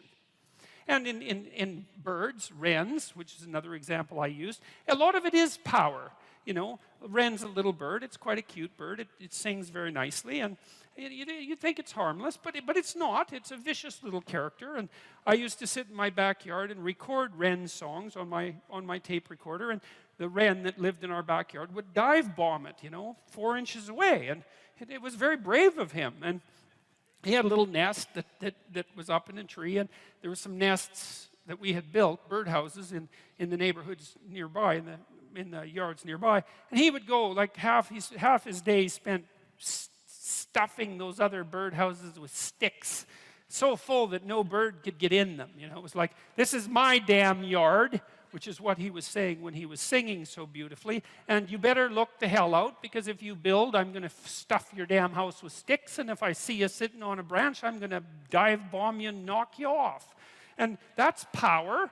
And that's what wrens do, despite the fact that they're cute. And chickens do the same thing. There are pecking orders among chickens. And virtually every animal, wolf packs organize themselves into hierarchies, and chimpanzees organize themselves into hierarchies. And like, there are rat hierarchies. And hierarchical organization is the rule among animals that live somewhat socially. And even those who don't, that occupy the same geographical territory. There has to be some way of organizing access to relatively scarce resources that doesn't result in chronic combat. Because chronic combat, well, look, you're Wren A and you're Wren B, and you decide to have it out, so you peck yourselves half to death, and you're Wren C, and so you got a little bit more patience. You just wait until those two wrens beat each other to death, and then you move in. It's like it's a stupid solution. It doesn't even work for wrens, let alone people. And so, you know, the wrens announce their prowess, and they do that with the quality of their song and their displays, and they indicate to one another who shouldn't be messed with, and then there's a minimum of combat. And you could make a pretty good case that that's power, But like, it's not like wrens get together and build like wren apartment houses and then go out on collective worm hunt insects, I guess, collective insect hunting expeditions and bring them all back and distribute them, and, or make insect farms so that there's more insects for all the wrens. They haven't got that far, you know. They're competing in a zero-sum game. And that isn't what human beings do. We figured out how to not have zero-sum games a very, very long time ago. And it turns out that if the game you're playing isn't zero-sum, right, which means that there's only a finite number of resources and everybody has to fight to the death for them, and some are going to get the lion's share and others are going to starve. If you're not playing a zero-sum game, then you can learn to cooperate and compete in an intelligent and civilized manner, and all of a sudden, there's more than enough for everyone. Now, still, some people are going to have more than others, you know, but there's nothing. How are you going to stop that? And do you want to? Like, do you want to only know what, do you want to only be allowed to know what everyone else knows? You don't get to know anything that anyone else knows, because it's got to be equal. You want everyone to be exactly the same amount of attractive. You know, and if you averaged attractiveness overall and you only allowed each person to be as attractive as the average person, there'd be not much attractiveness left in the world. And it seems to me that that would be quite the loss, you know. And strength, you're not allowed to have any additional strength or ambition or talent or let's say athletic ability. It's like, or artistic ability. I mean, aren't we kind of happy that there's massive inequality in the distribution of talent? I know it's harsh and hard, but you can't expect everybody to have every talent that there is, and it would be a hell of a sacrifice if no one got to have any talent, because it wouldn't be fair. And so I don't get the whole equality of outcome thing. It isn't going to work. There aren't that many geniuses, you know? We want to exploit the geniuses and get them to work for us. And if the price is that somebody has more than you do of something, well, suck it up, for Christ's sake. Well, Jesus, seriously, man. It's like, look, how much more do you have than most people have? You know, you need to make $30,000 a year to be in the top 1% of the socioeconomic distribution worldwide. You know, you always hear about the 1%. Right, the evil 1%. And they churn, by the way, because it's not the same people all the time. It's like all of you here are in the evil 1%, and you think, well, that's not very fair, because I was really only talking about within my country. Well, that's convenient for you, you know. It makes it really, really convenient argument for you. It's like, well, all those other people, those foreigners, they don't count. If they're poor, who the hell cares? It's the Australians that matter. You know, and so, no, that's a non-starter. You know, and by historical standards, you're doing a hell of a lot better than the top 1%, I can tell you that. I read a nice article by a coalition called Human Progress the other day, and they were comparing the typical middle-class person who lives now with Rockefellers in the 1919s and say, well, would you rather be a middle-class person now or Nelson Rockefeller in 1919? And the answer seemed pretty damn clear that, well, you know, if you were Nelson Rockefeller, then you would have been richer than anyone else. And there's something to be said for that status, right? Because people do like to have more than others.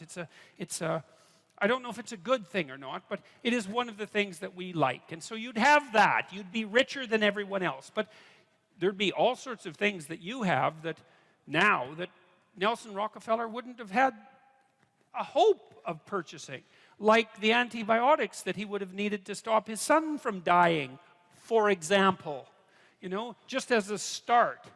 And so I think this complaint about inequality, look, no one likes inequality exactly. You walk down the street, this is why I always get a kick out of people who protest, I'm against poverty. It's like, really? You're against poverty, and you think that's a unique enough attribute so that it was worth your time to make a sign that said that you were against poverty and show other people.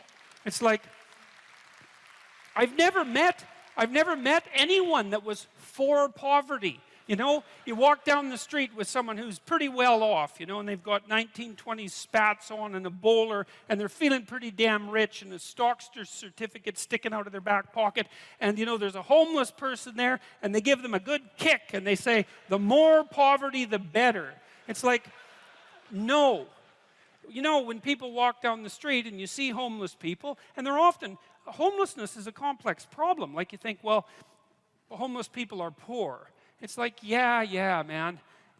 That's like one problem they have out of 50. And like I've worked with poor people, you know, in my clinical practice, and poor in multiple dimensions. And many of them, you gave them money, they were just done. Especially if they were like alcoholics and cocaine addicts. As long as they were broke, they had some hope of living through the next month. But as soon as their unemployment check showed up, man, they were face down in the ditch 3 days later, right? Nothing but cocaine and alcohol with all their idiot friends for 3 days. And then they'd show up back in my practice saying, you know, God, I relapsed again. I said, well, what happened? Well, my money came in. It's like, yeah, money's really going to do you a hell of a lot of good. It'll just kill you faster than poverty. Now, not that there's anything good about poverty, but it's not like these are simple problems. You know, you walk down the street and you see someone who's been an alcoholic for 20 years and maybe they're addicted to methamphetamines as well, or maybe they're schizophrenic. It's like, it isn't unequal distribution of monetary resources that is the primary cause for that problem, and it isn't going to be some sort of straightforward redistribution that's going to fix it, because it's way more complicated than that.